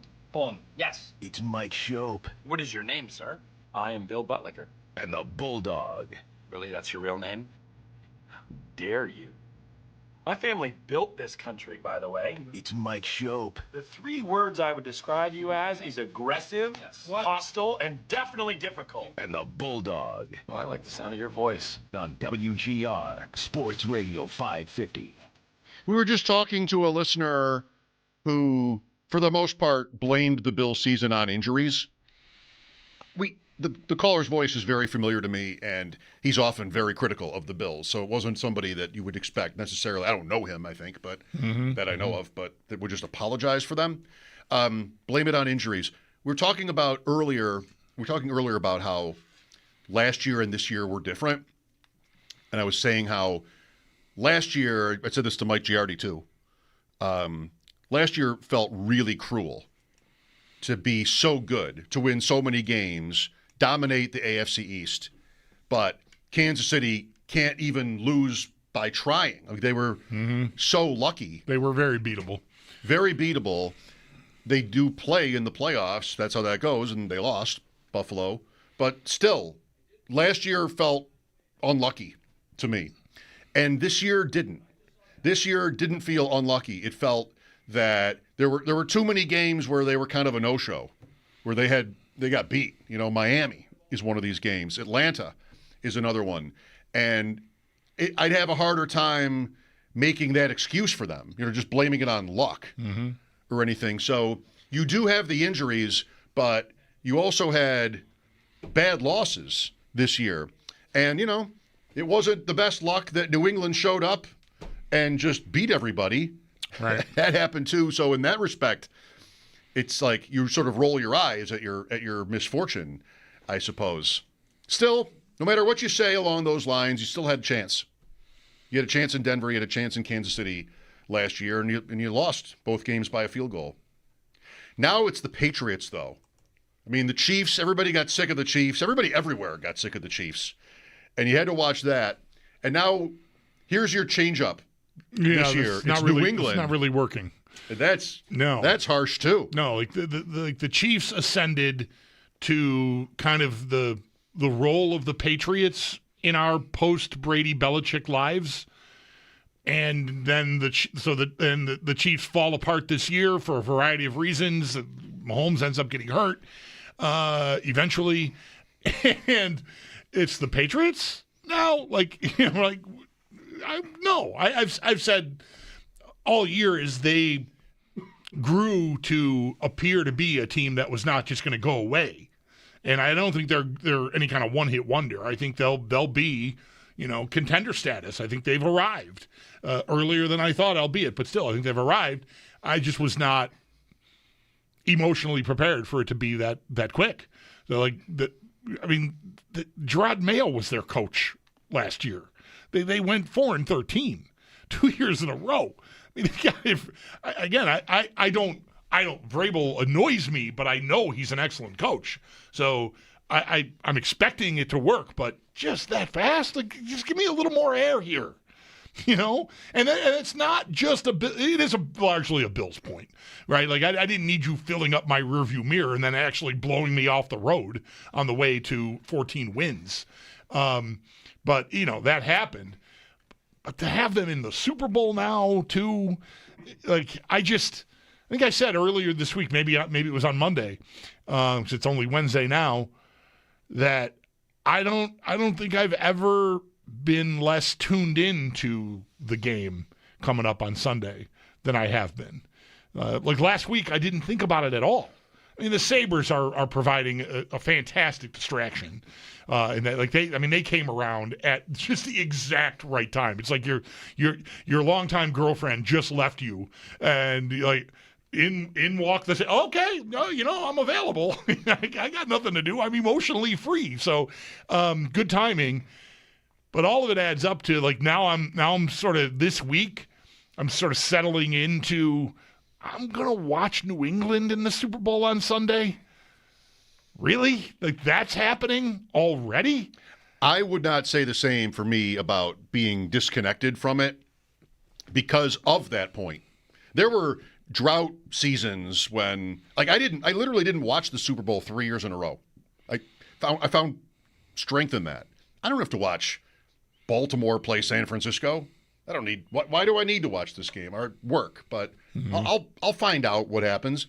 I remember that night inadvertently getting an update on the game just by going online out of habit to do something else, and oh great, I know the score now. I was annoyed by that, but there were some of those years. I don't know the best example. Maybe it was that one. That game was kind of interesting, I guess, but still And I definitely don't consume the drumbeat from Radio Row or anything like that. No, same, yeah. But this one is interesting because of how this happened with New England and the reality that we're back there, which, is such a gut punch. And how? That's kind of where everything for me is coming from today. Just trying to understand, did the Bills really screw up here? Or did they just, again, run cold, having a team in their division play the literal easiest schedule in the NFL over 25 years, and just they sort of aced the test? And even in the playoffs, I mean, it's true, isn't it? I said to Mike Giardi how little adversity they've faced. Come on. They've hardly had to do anything. They've hardly had to do anything. They had 2 snow games. They got Denver's backup. C.J. Stroud couldn't quit handing them the ball. Even Herbert. Really, I don't think they're bad. I just think they're really over their heads here. And I just hope, as a fan, that Seattle can prove that. I mean, I'm not a Drake May hater or anything like that. I respect who he is as a player. But, man, I want the Seahawks to win. I just me easily. Too. Me too. Easily want that. Yeah. And it is interesting to me. I mean, it's maybe a different point than yours, how disconnected you might be. But this happening makes it interesting. This happening to the Bills. And Sean McDermott gets fired over it. I'm looking at their Pro Football Reference page right now. And I have it up every day. And I'm looking at 30 or 50 different Pro Football Reference pages every day. Record 12-5. Second in AFC East division. And then there's McDermott, Coach Sean McDermott, 12-5. Fired. 12-5. Fired. Mm-hmm. They didn't lose to Jacksonville No. in the first round. This is not my expressing any outrage over it happening. It's just like, damn. This season just happened. 12-5, second place, fired. You don't see a lot of that. In a vacuum, it's pretty incredible. No. And, you know, for what it's worth, I mean, I don't know. I think it's just largely sort of trying to steer you away from the reasons it happened. But, fired in a game where the owner is telling you, like, the call was wrong. That may have cost them the game. You add it all up, and it's just really hard to, you have to have been here for the whole ride to have thought about and suspected that there was a divide that was growing organizationally between the coach and the GM and all that, everything we talked about all year long. Because without that piece, it almost, the playoff wall point doesn't make sense for that game necessarily. Mm-hmm. Right? That's the piece of it. And again, it's not just that game, it's year over year, the same results, and that is defensible. But I just think they tried to move the goalposts on us explaining it, because there clearly was an effort made talking about alignment with the new coach and all the stuff, that there was something else going on behind the scenes that, was going to lead to trouble. They who knows? Maybe they even make it, it's hard to imagine, you make it this far, like they're playing this week, and McDermott still could be in trouble. I mean, I kind of doubt it. It probably would have smoothed over whatever problems they were having internally. Well, one wonders. But maybe not. Maybe not. If you subscribe to the theory that personalities clashed and they grew apart, some version of that, how would that have not still been true a win or two later? Right. I mean, if they really couldn't get along anymore, maybe winning a Super Bowl heals that. Maybe it's just too weird. Right. To fire your coach, even just making it, but especially winning it. Maybe that's just too weird for them to have done that. But, really, it's like it reminds me of Ken Dorsey getting fired after that Denver game where they had 12 men on the field and ended up for a field goal. Right. And if that doesn't happen, he's probably not fired. There's a game next week, and he's not to blame for that. That's how it goes, right? Just sports are pretty fickle in this way, often. Here's Zach next. Hi, Zach. Hey, Mike. Hey, Chris. Hi. Yeah, you mentioned posed the question, did the Bills screw up? And, maybe I'm only caught the tail end of that, so maybe you're talking about playoffs specifically.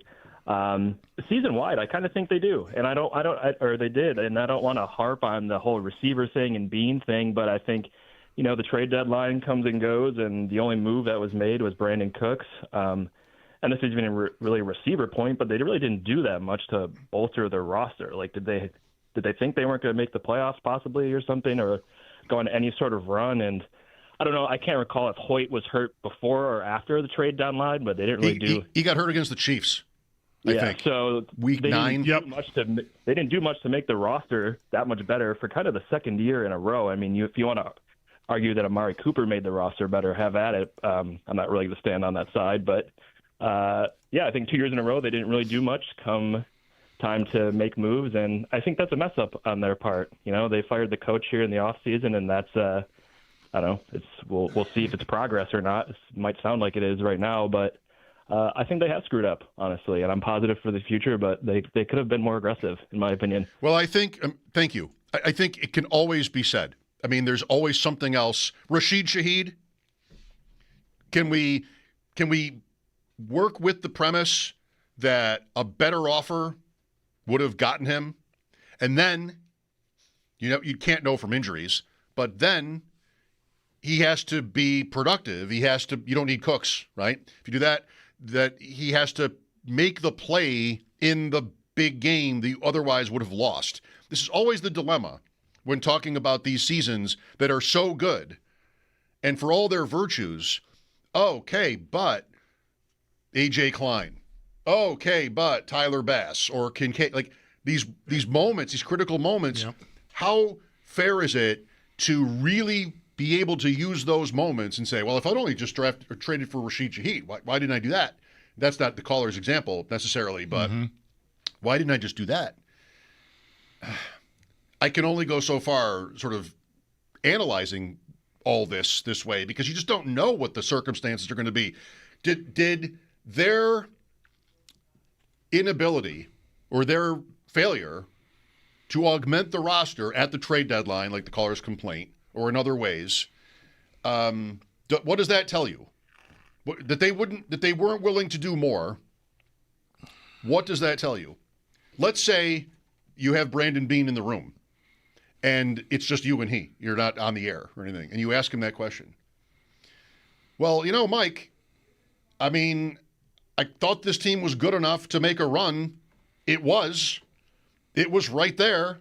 We missed this throw. We had this fumble, and we lost.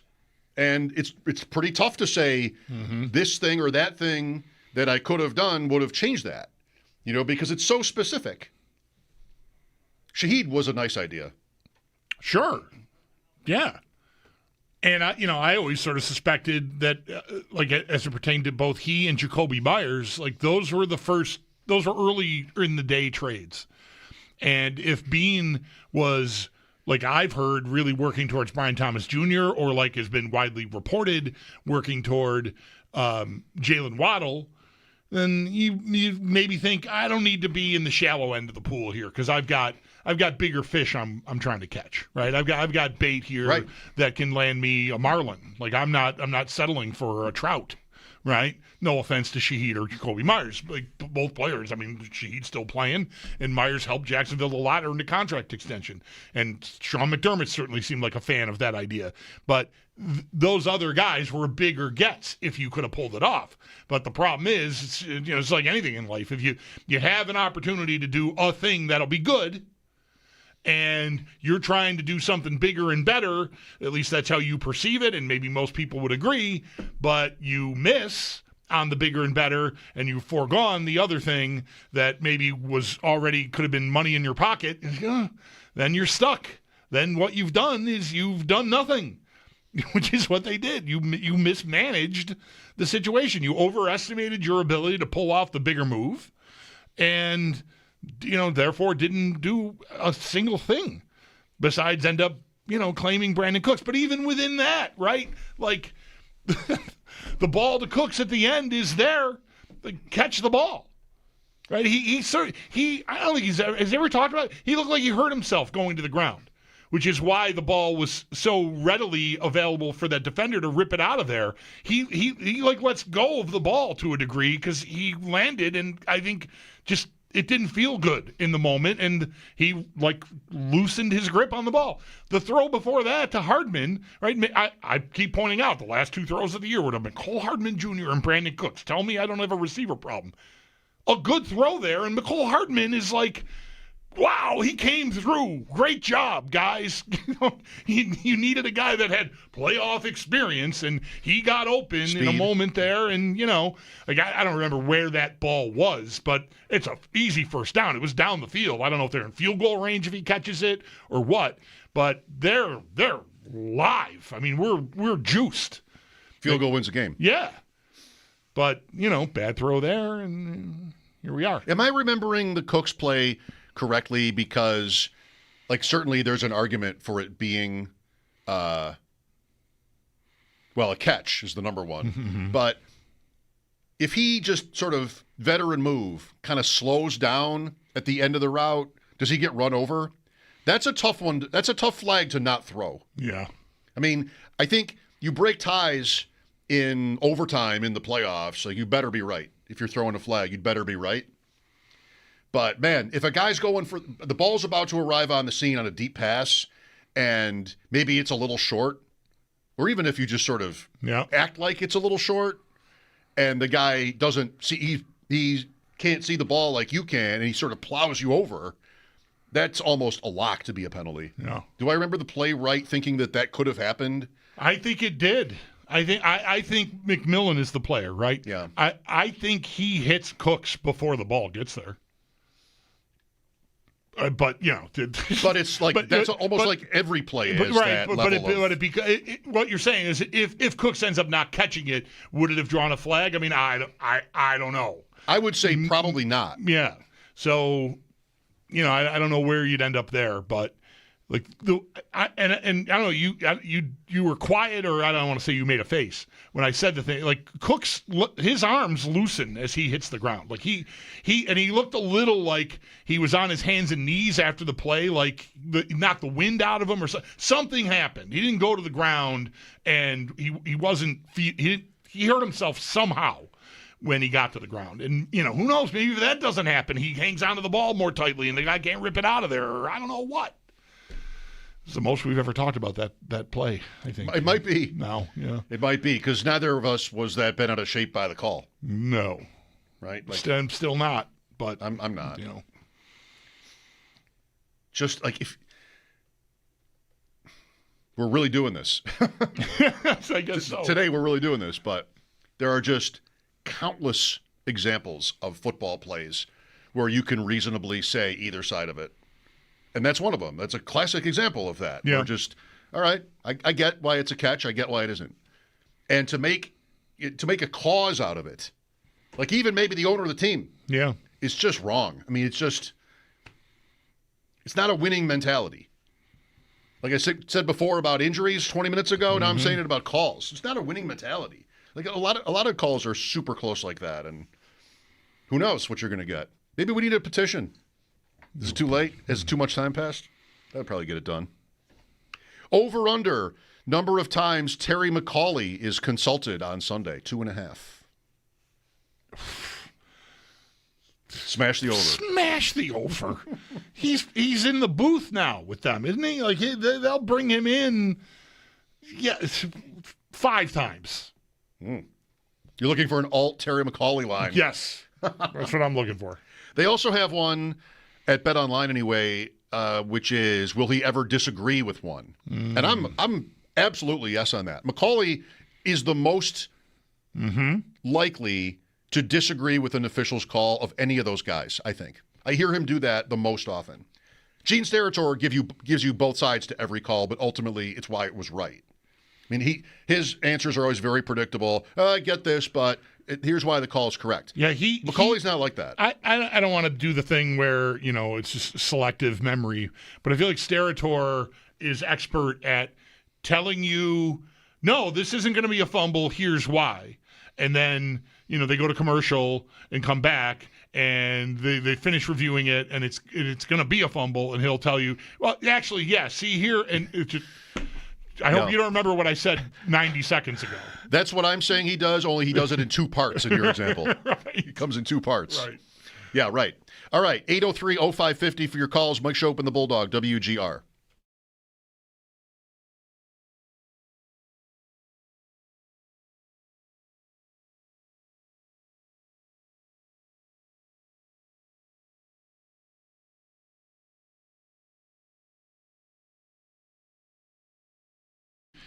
Folks, Bulldog here this Sunday. Redfin is kicking off an even bigger game.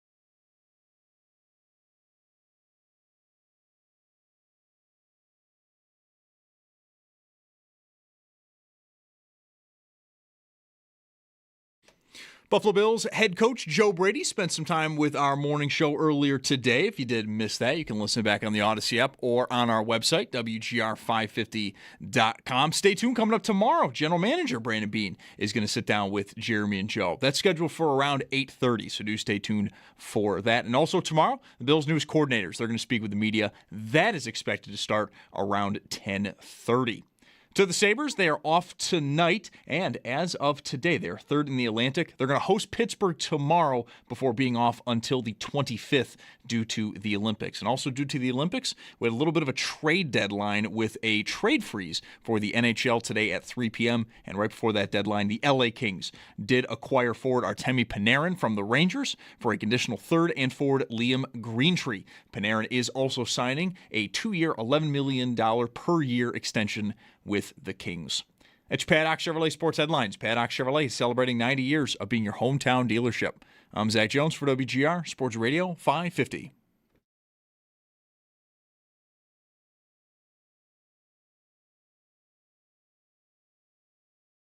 Look, I said it in the press conference. I know I'm walking into this building every day, and it's in a way better position than it was when he walked into it. And the way that he was able to help put together the foundation and establish the culture and get it to where we're in the playoffs every year. Like, you don't do that by just rolling out of bed. He's an incredible leader, and having an opportunity to, be in coordinator meetings, learn from him. Like, I've grown so much as a coach since I've been here in Buffalo, and Coach McDermott was a large part of that. Joe Brady this morning on WGR. Brandon Beane tomorrow morning. Tomorrow afternoon, Joe Ostrowski, Marty Baron, and Sal Capaccio. They'll be the coordinators speaking tomorrow out at the stadium, so we'll talk to Sal about that. 803-0550 for your calls. Mentioned earlier, this happens to me every year.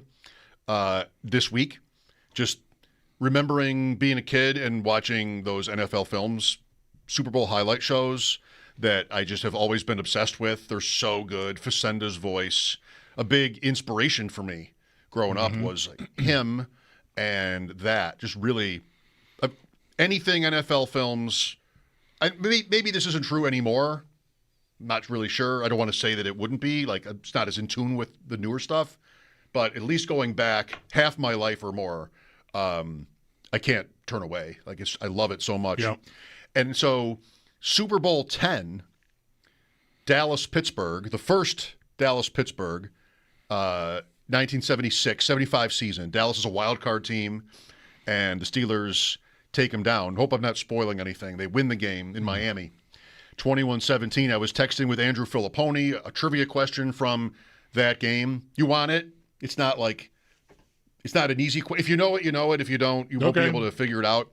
There's a player from that game who catches the only pass of his career in the game, and it's for a touchdown after the 2-minute warning in the fourth quarter.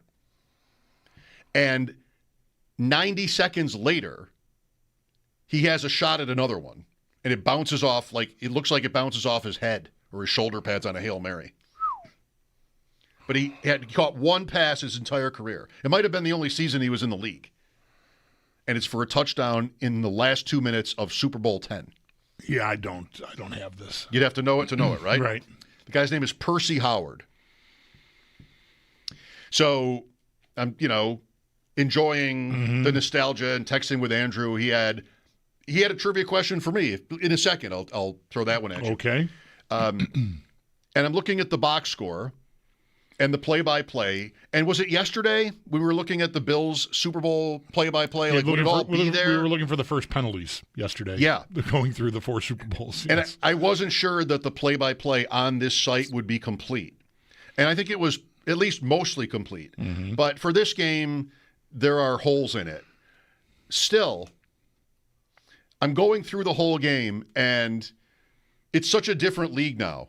Like, running on long yardage situations, and of course, fourth down. Like in this game, there was one where they kicked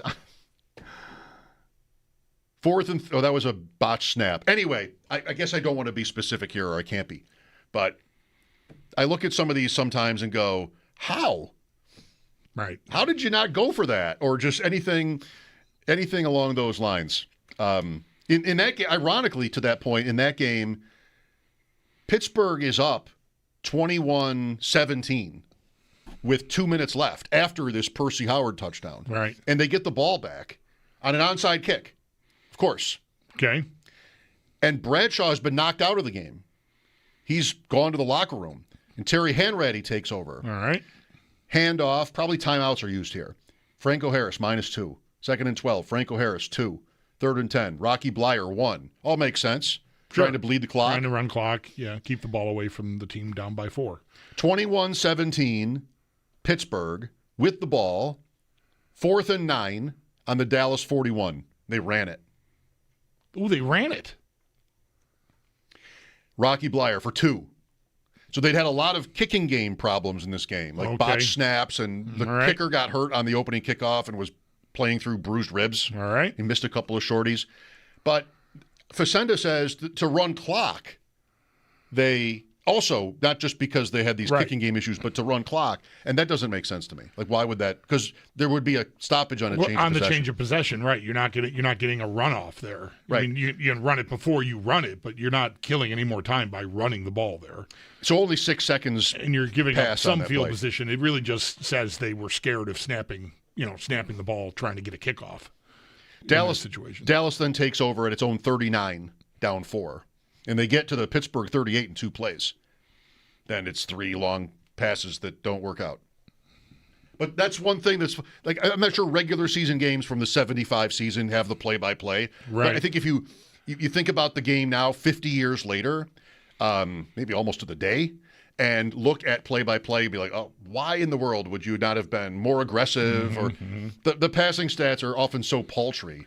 Is this the game where Swan has the two circus catches? Yes. Yeah, because I see the Orange Bowl as there's a Sports Illustrated cover where you can, and you won't even see the words Orange Bowl on a facade of like the upper deck or something as he's catching a ball falling to the ground. He had, it's one of these things I can remember going to my middle school library and always getting the latest Sports Illustrated off the rack, and like I can remember that cover.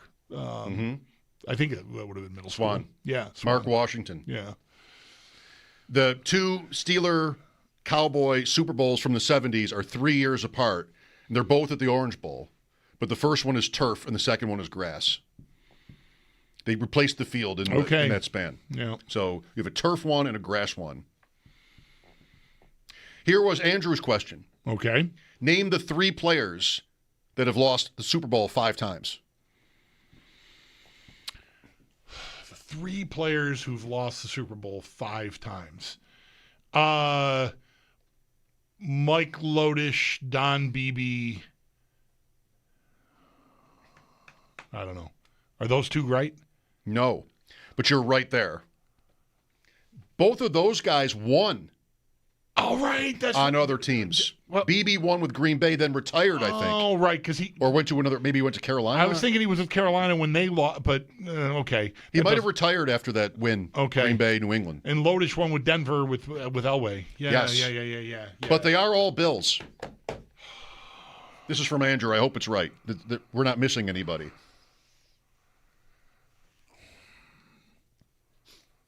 Man, quarterback, linebacker, offensive lineman.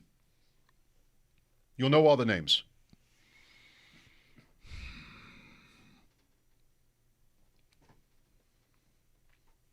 Quarterback is Reich? Gilbert. Oh, San Diego. San Diego. Yeah. Gail Gilbert. Yeah. The next year, 5 in a row. Right. That's right.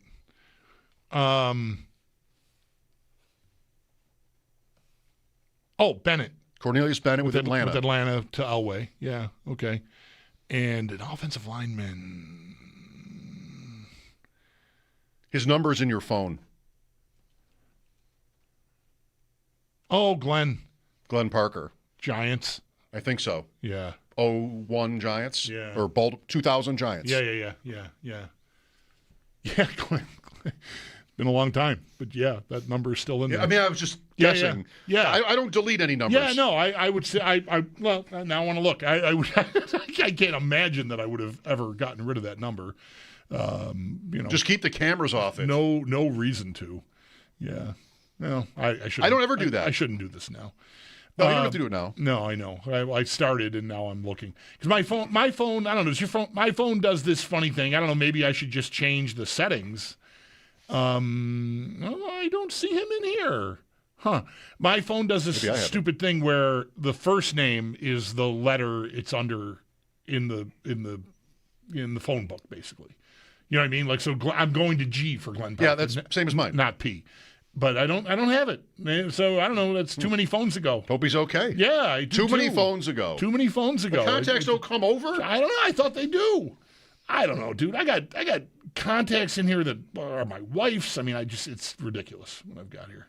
I get the automatic birthdays through Facebook, I guess. Yeah. And I mean, a number of those people have left us. And I don't go into Facebook and like unfriend people who've died. Right. And just right. I don't even use Facebook, but that's why I think I have the birthdays on my phone. Right? Is that maybe right? Because that's where yes, you have. I think that's where that. Yes. Because I know I definitely see notifications about people having birthdays that I don't feel like I really know at all. And and I'm sure that's where that comes from. Yeah, I don't know what. That's disappointing. Now I'm going to put my phone down before I start rattling off names of people that I do still have their numbers. I'm bummed out on Glenn's number. Not that I need him for anything, but you never know. Hello out there. Do you have Bill Fichtner yet? No, I didn't. No, I didn't. I feel like if he wanted that to happen, then it would have happened. Yeah, that'll be up to him. It's his call. It's on him. It's his call. He could tell Zach when he calls in, like, "Hey, tell me a these favor. guys tell Bulldog to reach out." Yeah. We talked for a few minutes. It became a little depressing, but if the Bills were in this game against Seattle, like who would be favored and how would you like their chances? If they were, and you'd have an extra week to prepare, of course, you'd have to figure out how to hate Mike McDonald. I'm not sure I would know how to even start. Has he said anything that you've ever heard? Never, that mattered to you? I'm not even 100% sure he's a real dude. Yeah, I mean, that's it's like that. That's how little I know about Mike McDonald. I mean, I know the resume, Baltimore, and I know what he's done with the defense. He was at Michigan. But I don't, I got nothing. I'm an empty set on Mike McDonald. How do you go about it normally when it's like this? When you have to fully contrive with someone coach hate? like him, I would go to a Wikipedia page, which is where I went for who was it? Liam Cohen, and I also will do a Twitter search, just to see what That's where I found what was it? Cohen had the tax or team something like a motto. Yeah, like a motto that was I don't know. Teamwork, love, together, whatever. It was just some cheesy thing. Yeah, I remember you talking about it. That I found. That was a Twitter search that I found. So I would have dug in and gotten into his background, tried to find something where he, I could legitimately get at. Well, legitimately, he's doing a heavy lift. I'm not sure it would be. It's not legitimate really at all. But I would find a reason to hate him. I'm not sure it would be at Wikipedia, unless you don't like that he was a finance major, or something. Michigan under Harbaugh. That's all. That's all you need. Yeah, that's all you need. The whole operation's crooked. Now, how can you really believe in something? See, look, it's that easy. Born in Boston. It's over. Jeez. Born in Boston. You're fired. Deal breaker. Out. Hate. But he went to high school in Georgia. You wouldn't really hold that against him, I hope. That's harsh. But yeah, I agree. 24-10 regular season, 2-0 playoffs. Mike McDonald, 1 win away from eternity. Legend status, 1 win away. Well, that's tough to take. Just like that. It can happen just like that. Who is he? He's the Super Bowl winner. Sirianni is the defending Super Bowl winner. Yikes. Yeah. Coach Hate button has been pressed. Yeah. Vrabel. Oh. Big Dom. That's a bit. Big Dom. Big Dom. Ugh. How about John Cooper, by the way, for you? Fine? I really like John Cooper a Okay, lot. hockey's different. I like John Cooper a lot. Even after last night? Yeah. I'm not saying that he said or did anything last night. Do you know he dressed up like Tony Montana from Scarface for the outdoor game? Like he had like a 70s suit, the shirt open, chains, and like a hat For the whole game? Yes. Awesome. Wow, that's a great move. I think the assistant coaches were dressed similarly, but he absolutely was Pacino. Was that, again, with the theme of the occasion? Like you had announcers in pirate suits? What would this be? Great question, because it's not really Miami. It's Tampa. I don't know, but he went full on like 70s drug lord is what he looked like for the game. And at least that's how I took it. I hope that's not. It definitely wasn't pirate. I don't think. No, I didn't know that. I didn't watch the game. I didn't know that. Yeah, he went. I know the Bruins coach dressed up like Willy Wonka. Right, which was weird. I heard. I didn't know. Yeah, that I heard. I didn't get that really. And weird look. I'll just say. I mean, Halloween. Somebody did tweet at us. Like there was some like week-long fest there that the game sort of coincided with. Like it's a staple on the Tampa calendar. Like it's a big thing where they celebrate some legendary whatever. So, because I mentioned how it was all pirate, and the guys, the ESPN crew were wearing. Anyway, I never know anymore if an NHL game on the schedule is going to be played indoors. No. It just seems like every once in a while the game on the schedule there is an outdoor game. Yeah. Oh, okay, interesting. I guess I need to dig in a little bit more to know that beforehand. Yeah. I hope I can say with I think they're done for this year. Okay. I don't think there's another one. I bet you're wrong. I very well could be. It seems like it's early to be the Olympics. Right. But it seems like it might be early to be. I feel like I would have heard more about another game coming during that game. After tomorrow, the Sabres' next home game is in March. Like it'll be light out when you go to the arena for a 7:00 game. After tomorrow. Speaking of the Sabres, Paul Hamilton will join us at 6, which is coming up. Mike Schopp and the Bulldog here, WGR.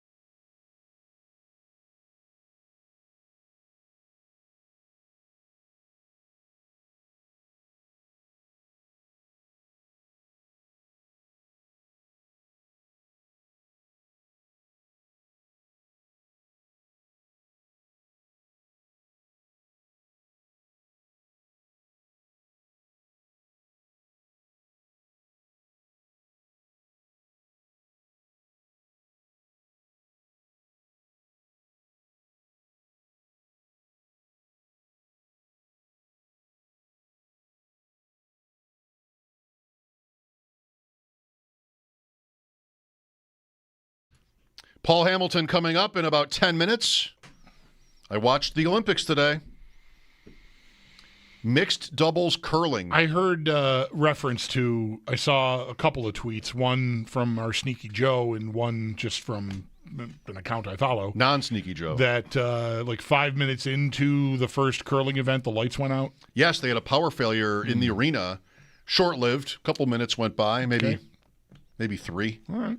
They got it going. I hope things are buttoned up.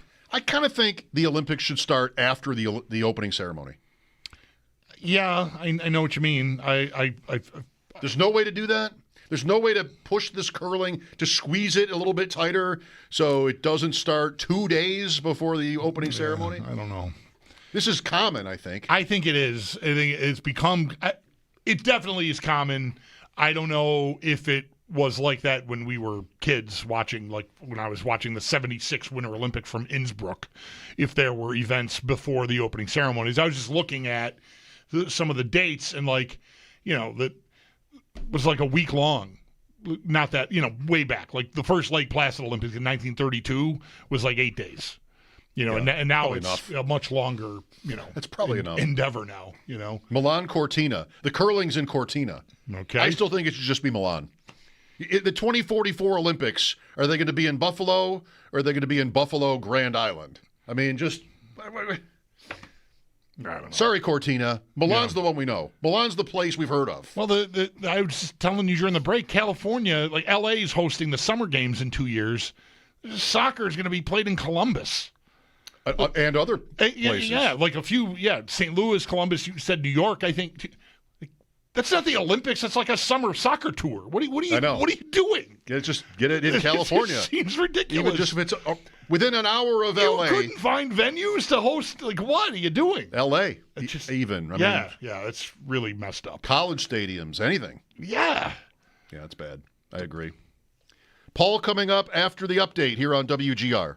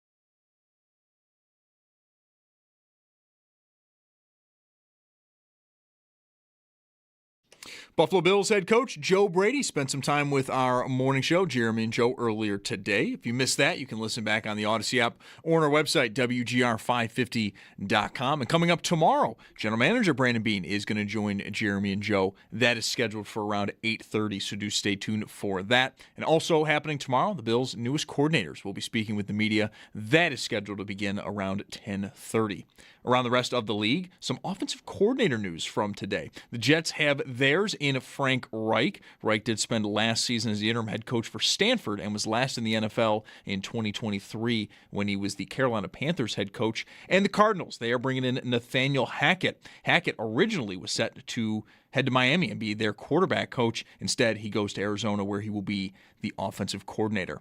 To the Sabres, they are off tonight. And as of today, they do sit in third in the Atlantic. They're going to host Pittsburgh tomorrow before being off until the 25th due to the Olympics. We'll get more on the Sabres coming up next. Paul Hamilton will join the show. But speaking of the Olympics, due to that, there is a trade freeze in place. It happened at 3 p.m. today. But before that deadline, the LA Kings, they acquired forward Artemi Panarin from the Rangers for a conditional third and forward Liam Greentree. Panarin is also signing a 2-year, $11 million per year extension with the Kings.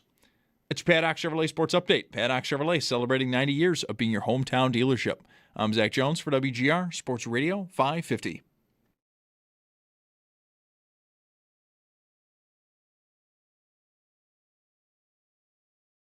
It's Paul Hamilton. Oh, Ceronic and Hamilton go to each other and Sawinski. Fight into it. We have some fight. With Mike Schopp and the Bulldog. Snodcheck was just totaled by an Iowa State player against the board. I think it was by Hamilton. On WGR. Really a pretty unnecessary hit by Hamilton. Hamilton is still awfully mad. He's being held back. Number 17, Paul Hamilton. 2 minutes for charging, 5 minutes for fighting, and a misconduct. Sports Radio 550. This is good. Not that it's ever not a pleasure to talk to Paul, but it'll get my head out of these old Super Bowl box scores. This Super Bowl 9. I mean, I love it from the NFL Films episode, The Voice, the Tulane Stadium. It's sort of a gritty Pittsburgh, Minnesota it's game. One of the worst football games I've ever watched I mean, in my whole life. I can't believe how it reads. Football game. I cannot believe it's how it reads. amazing that I ended up liking pro football. That's what I'm thinking. After watching that game. How did anyone? Yeah. Well, to be honest, I was thinking about this earlier. I think we talked about this a long time ago. Like the hold that football has, how it's bigger than everything else, right? I think NFL Films, like the other sports now all do that, right? Every team and leagues are producing their own content to, and it's all sanitized to try to get you in. And not that NFL Films wasn't sanitized, but in the 70s, they treated those games like it was To Kill a Mockingbird. Like it was elevated. It was art. And that definitely resonated, I think. You didn't know it at the time. Absolutely right. But it absolutely elevated the entire operation above what hockey and baseball and basketball were doing. It just captured the imagination, the slow motion and the music and the narration, like you're saying, played such a pivotal role in what football meant to us as young people then and still means to us now. Like that, those seeds get planted when you're 10, 12 years old watching those shows. And they didn't show the punts because this game reads like there were only punts. Punts and missed kicks. Wow. All right. Thanks for indulging us, Paul. Joining us now on the Western Hotline, Paul Hamilton, back from Florida. Pretty eventful 2 games, Paul. Yeah, it was. And if I would have told you before the trip that, all right, you don't even have to go, we'll give you 3 out of 4 points, you'd say, yeah, all right. Yep. I'll take that. We'll see you Thursday when the Penguins show up. But as it's a good job, I think, you wouldn't get 3 out of 4 going there. But the Sabres didn't feel that way, nor should they have. Well, good for with them. The way it went down. Yeah. Because it was right there for them to take 4 out of 4 points. And the third periods are usually their thing, and it was kind of with Tampa Bay. They took the lead, tied, took the lead again with about 5 minutes left on the nice play by Thompson to Doan on the power play goal. And you know how good they've gotten at hitting the open nets, the empty nets with the goaltender pulled, and Tuck happened to miss that one. Oh, it was Tuck. I said Byram earlier. I know somebody had a shot from their own zone, right? They don't miss very often. Yeah. And had that gone in, we're having a whole different conversation, but it didn't. And you know how Tampa Bay can whip that puck around. I mean, they're not 18-1-1 for in their last 20 because they aren't any good. And unfortunately, it wound up on Kucherov's stick, who had 4 points on the game. He puts it right in the middle to a guy that can shoot the puck probably as hard as Thompson can, a Radish, who's on a tear. Yeah. And he stepped into one, and it's in the net, and you get the tie. And sure enough, in overtime, Buffalo had 5 shots. Tampa had none until Gensel's breakaway. Right. That was their first shot of overtime. And unfortunately for Ellis, he wasn't able to make that stop, and you wind up losing a hockey game. And instead of getting 2 points and Tampa Bay getting none, it goes the other way. Tampa Bay gets 2 and you get 1. And not that I think that the Sabres were going to beat Tampa Bay all 4 times, but the carrot was there for them. Mm-hmm. They should think that at least, going into the game, thinking, okay, we have an opportunity here to maybe get to first place in our division. We got 4 games against Tampa. We probably got to win them all. Let's go win the first one now. Yeah, it was right there for them. And that might be as good a look as they're going to get at them. I mean, who knows? I mean, different games, who knows who'll be healthy and what. But, I mean, Tampa was down pretty bad, right? Cirelli, Point. They just got Hedman back. I don't know that he's really ramped up in himself yet. So, they were down some important guys. All the same, Sabres everybody's got injuries, I know, but I just think that team, I'm not sure what the timing of the next 3. I know one is right after this break, but eventually the trade deadline, I would expect Tampa to try to find their way. They were supposedly in on Panarin, but he wanted to go to L.A., so that's how that went. Just too bad that they couldn't get all 4, and I don't mind hearing that they were mad about it. Because as a fan, I can sit back and go, because you're right, Paul. 3. I didn't want just 2. I said I wouldn't take that before Monday's game. I want better than that. I think the Sabres deserve more credit than that. So go find your way. But 3 out of 4, I definitely would have signed for going into the week. So. Did Ellis, by the way, say anything about that tying goal? Because I didn't know. I mean, obviously it's a bomb and it's a tough situation there, but I wondered if he felt like he was maybe not on time getting to that shot or what. Boy, you talk like you have a goalie in the family. No. That's exactly what he said. Oh, yeah? Okay. He wasn't situated. He thought he could have been situated better. Yeah. For it. I thought the overhead. Yes, he did talk. The overhead view from behind the net. I felt like he didn't react quickly enough to Kucherov. Like he maybe should have seen it coming. That hammer is out there. This guy's leading the league in 95-mile-an-hour plus shots or whatever the heck it is, right? And all these one-timer goals he's scoring basically from that spot. I think he scored one in the outdoor game on Sunday night from there. Mm-hmm. And so, you can't guess. You got to read. And I just thought he was a little slow, maybe. No, he felt the same way. Yeah. Okay. I liked him maybe the most of any game he's played so far this year last night. And he gave a 4, but still, I thought he made some good saves. And, and even the breakaway. I know it's Jake Gensel. It's tough. Yeah. But you'd love a big save there if you can get it on the breakaway, especially when he goes 5-hole on you. Still he did make some big saves in that game, and especially when you're going in and you're going to get a back-to-back situation, you got to come through. I mean, even if you're a young goaltender in your first year in the NHL, your team's in a battle and you got to come through. And I thought, until the very, very end, he did, and made some good saves for them. Do you have something on last night? Because I have one more thing. Go ahead. I don't want to. There's a lot to pick from. I just asked you, did Ellis say anything? And it lined up with what I thought. Did Dahlin say anything about the opportunity he and Thompson had in overtime? Because Mike and I were talking about it earlier, and I wondered if the ice maybe was, chewed up and he didn't trust himself to go in there and try to make a deke because he was given a breakaway basically on that 2-on-1. Yeah. And they took the pass away. They did what you basically do on a 2-on-1. Defenseman takes the pass away. Goaltender is the shooter. And that was Kucherov, wasn't it?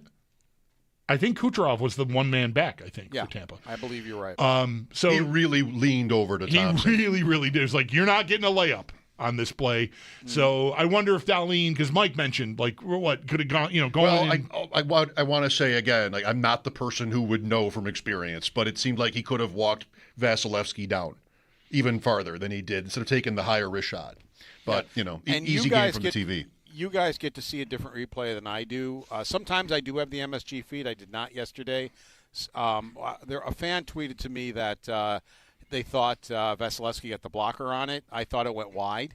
But I did not get to see MSG's replay, so I don't know what you guys saw. I think it was a save. I thought it was a save, but I just wondered if Dahlin talked about choosing the shot versus trying to make a deke like Mike suggested. he also is in the play that ends the game down at the end with Kucherov, and he makes a couple of decisions there that were fateful. Yeah. This Kucherov, did you guys see 48 points in 20 games, most in 30 years for any player in a 20-game span? And, of course, he kills the Sabres. I mean, right, yeah. He's killing everybody else, too, apparently. Yeah, he's a monster. Yeah. 48 the Sabres points in aren't 20. the only ones, but he gives the Sabres a pretty hard time also. That's a Gretzky pace. Yeah. Like, that's a 200-point kind of thing. Yeah. Eichel once said that Kucherov was his favorite player to watch when he was maybe a rookie or whatever the age difference might be. But early in Eichel's career, he named Kucherov as a guy that he especially liked as a player. Well, I liked him overall, Paul. I mean, tough break on that first goal against, too, right? That's Dahlin gets his stick broken, and he's got Zuck. They explained it pretty well on the TV we were watching, the ESPN feed. And just whiffed on that clearing attempt that went right to whoever it was and Gensel over to Kucherov for no chance for Ellis on that play. And just so people know, the difference is his height. Dahlin's quite a bit taller than Zucker is. Yeah. So you pick up a stick that's shorter, that does matter. Oh, yeah. I'm not making excuses for Dahlin. Yeah. It does matter. And, that possibly could have been one of the reasons why he wound up with the turnover. Right, just flubbed it. Yeah. Samuelson. So the first goal, he loses control of the puck, but no one's on him, and it leaks to the boards. And he picks the puck up at the boards and makes like two strides toward the net. I'm like, this is going in. I thought of the Ranger goal. Right. Where he's just going to... Exactly. Everyone thought that. This is totally going in. He's going to try it again. He's Briere or something now, where he's just like, this is it. It was different enough. Like the one in New York went high. Yes. But this was Vasilevsky left a little hole down low, and Samuelson just picked it. Paul, what is going on with this guy? Look at the second goal. I know the second goal. He used the guy as a screen. Like, who are you now? He came through the neutral zone with speed. Yep. I didn't realize he could skate that well. And then he has shown us this year he has got a darn good shot, and it makes me think to myself, have the injuries in past years hindered him shooting the puck where we really didn't know he could shoot like this? Because he does have a hard shot. But I've never seen it before, which means one of two things. Either the injury stopped him from using it, or he worked on it very hard and has developed a better shot because he's been working on it. Yeah. He's definitely a player that has to be peaking with confidence in a way that, I don't want to say that he would have never thought, but certainly from the outside, I would have never thought. It's one of the most incredible turnaround seasons I think I've ever seen. I feel like the players on the team find it hilarious, too. Yes. Like, I'm not sure how well-liked he is. I'm sure it's fine, right? No evidence to the contrary. No, he's well-liked. But everybody following this, including the players, probably have ear-to-ear grins when he scores. Right. Like, this is just not in the script. Right. Yeah, we're watching at home, and I tweeted, GTFO after that second goal. Just come on. And I'll bet, man-to-man on the bench, the reaction is pretty, come on, are you kidding me with this? I told Sal this earlier. Brian asked me yesterday on the broadcast, if I were to ask you before the season started, how long do you think it'll take Samuelson to get to 11 goals? And I'm not trying to be funny here. I would have said probably 3.5 years. Yeah. Like 3 goals a year. His pace is 1 a year, so yeah. Well, I would have been generous maybe, thought maybe 3 goals a year to get to 3.5 years. And as I said, I'm not trying to be funny. I never, ever would have predicted or dreamed that we'd be talking about an 11-goal season, and there's still a lot of season to be played yet. I mean, I haven't gone and looked myself, but I know I saw Sneaky Joe from our morning show tweet last week or maybe 2 weeks ago that he hasn't had this many points in any season playing hockey since like he was 12. Right. This is a guy that even like playing Before juniors and coming up through the ranks, U.S. program, whatever he was in, he was never an offensive guy. He was drafted to be a stay-at-home, hard to play against, kill plays guy, which he's doing all of that. But a lot of guys will come through junior and score like crazy. And then they get to the NHL, it's just like, that's a bridge too far. I'm going to settle into being I'm a 30-point guy or a 20-point guy. I'm not a power play guy. There's better guys for that, and I'm just going to play my role. Samuelsson wasn't even that. And to have him producing like this offensively now is just such an aberration. It's incredible. I think I can point to last year. It wasn't fun when it happened for fans or for the players. But when Thompson got cranked and Samuelsson got a lot of flack for it, including from his teammates, there were some tough conversations that happened in that room. And I think he became a different person. I think he became a different player. He shows up now for teammates all the time. He's always there. Yeah. He throws his weight around more. He hits more. And he hits to get people off the puck to break up things. He's a much better hockey player. I think I've noticed a much more mature person in the locker room because he was always kind of the class clown in there and everything. Right. And that's the impression I've gotten. Yeah, and he's still funny at times, but as much as I hate to say it, I really think that could have been the moment for him that totally turned around his career thing because he said, this will never happen again. He said that to the media. He goes, I'm embarrassed. And he goes, this will never happen again, and it hasn't.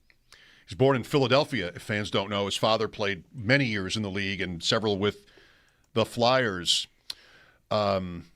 He's like, when he has the puck in a shooting position, like, let's go. This is the guy. And when they signed him, remember the Sabres were on that kick where they're locking up their guys before their contracts were even close to the Cousins. They did this.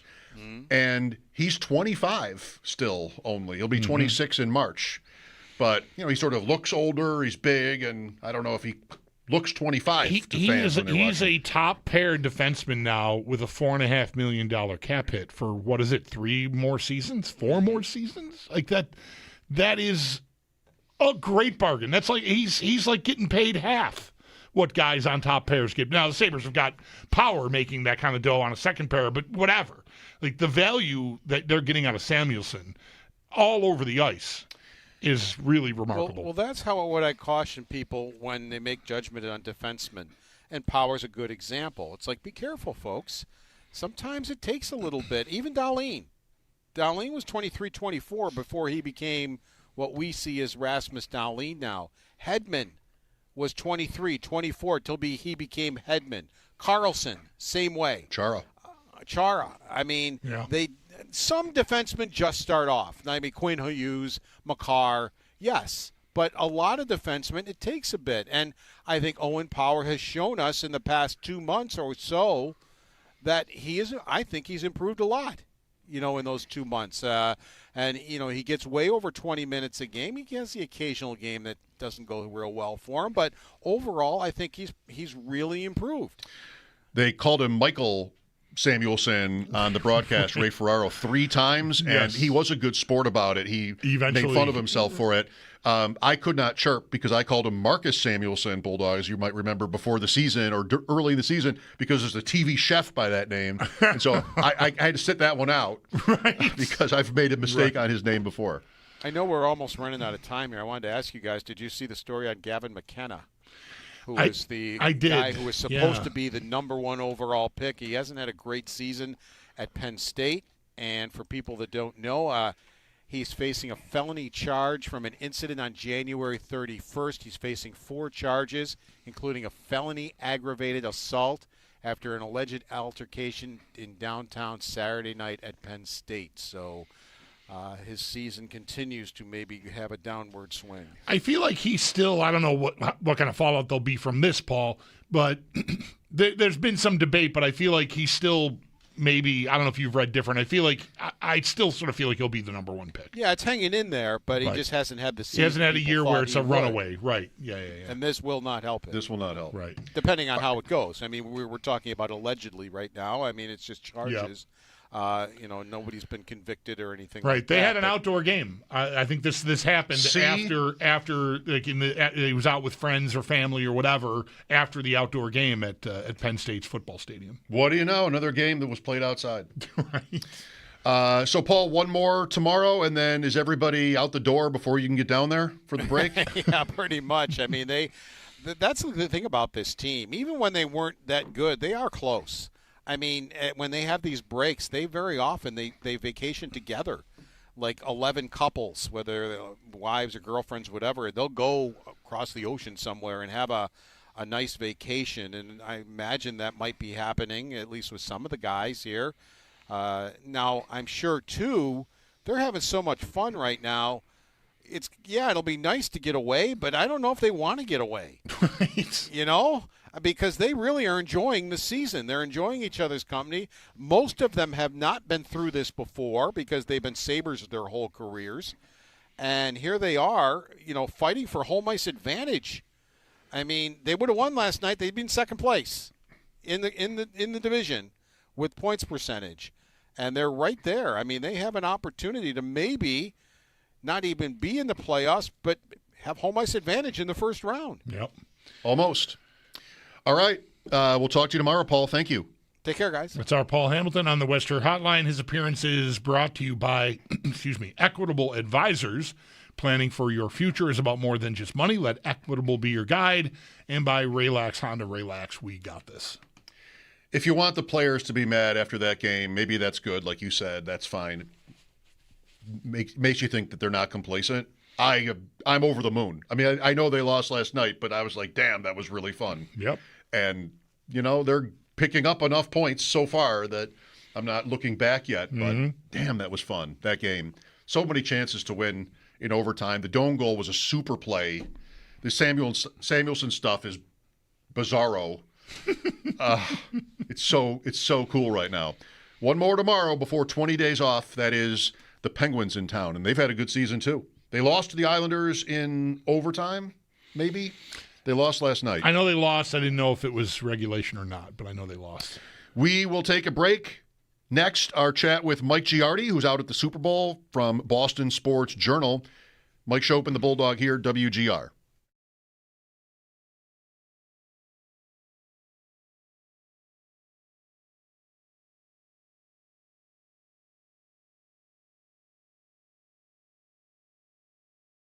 Folks, Bulldog here this Sunday.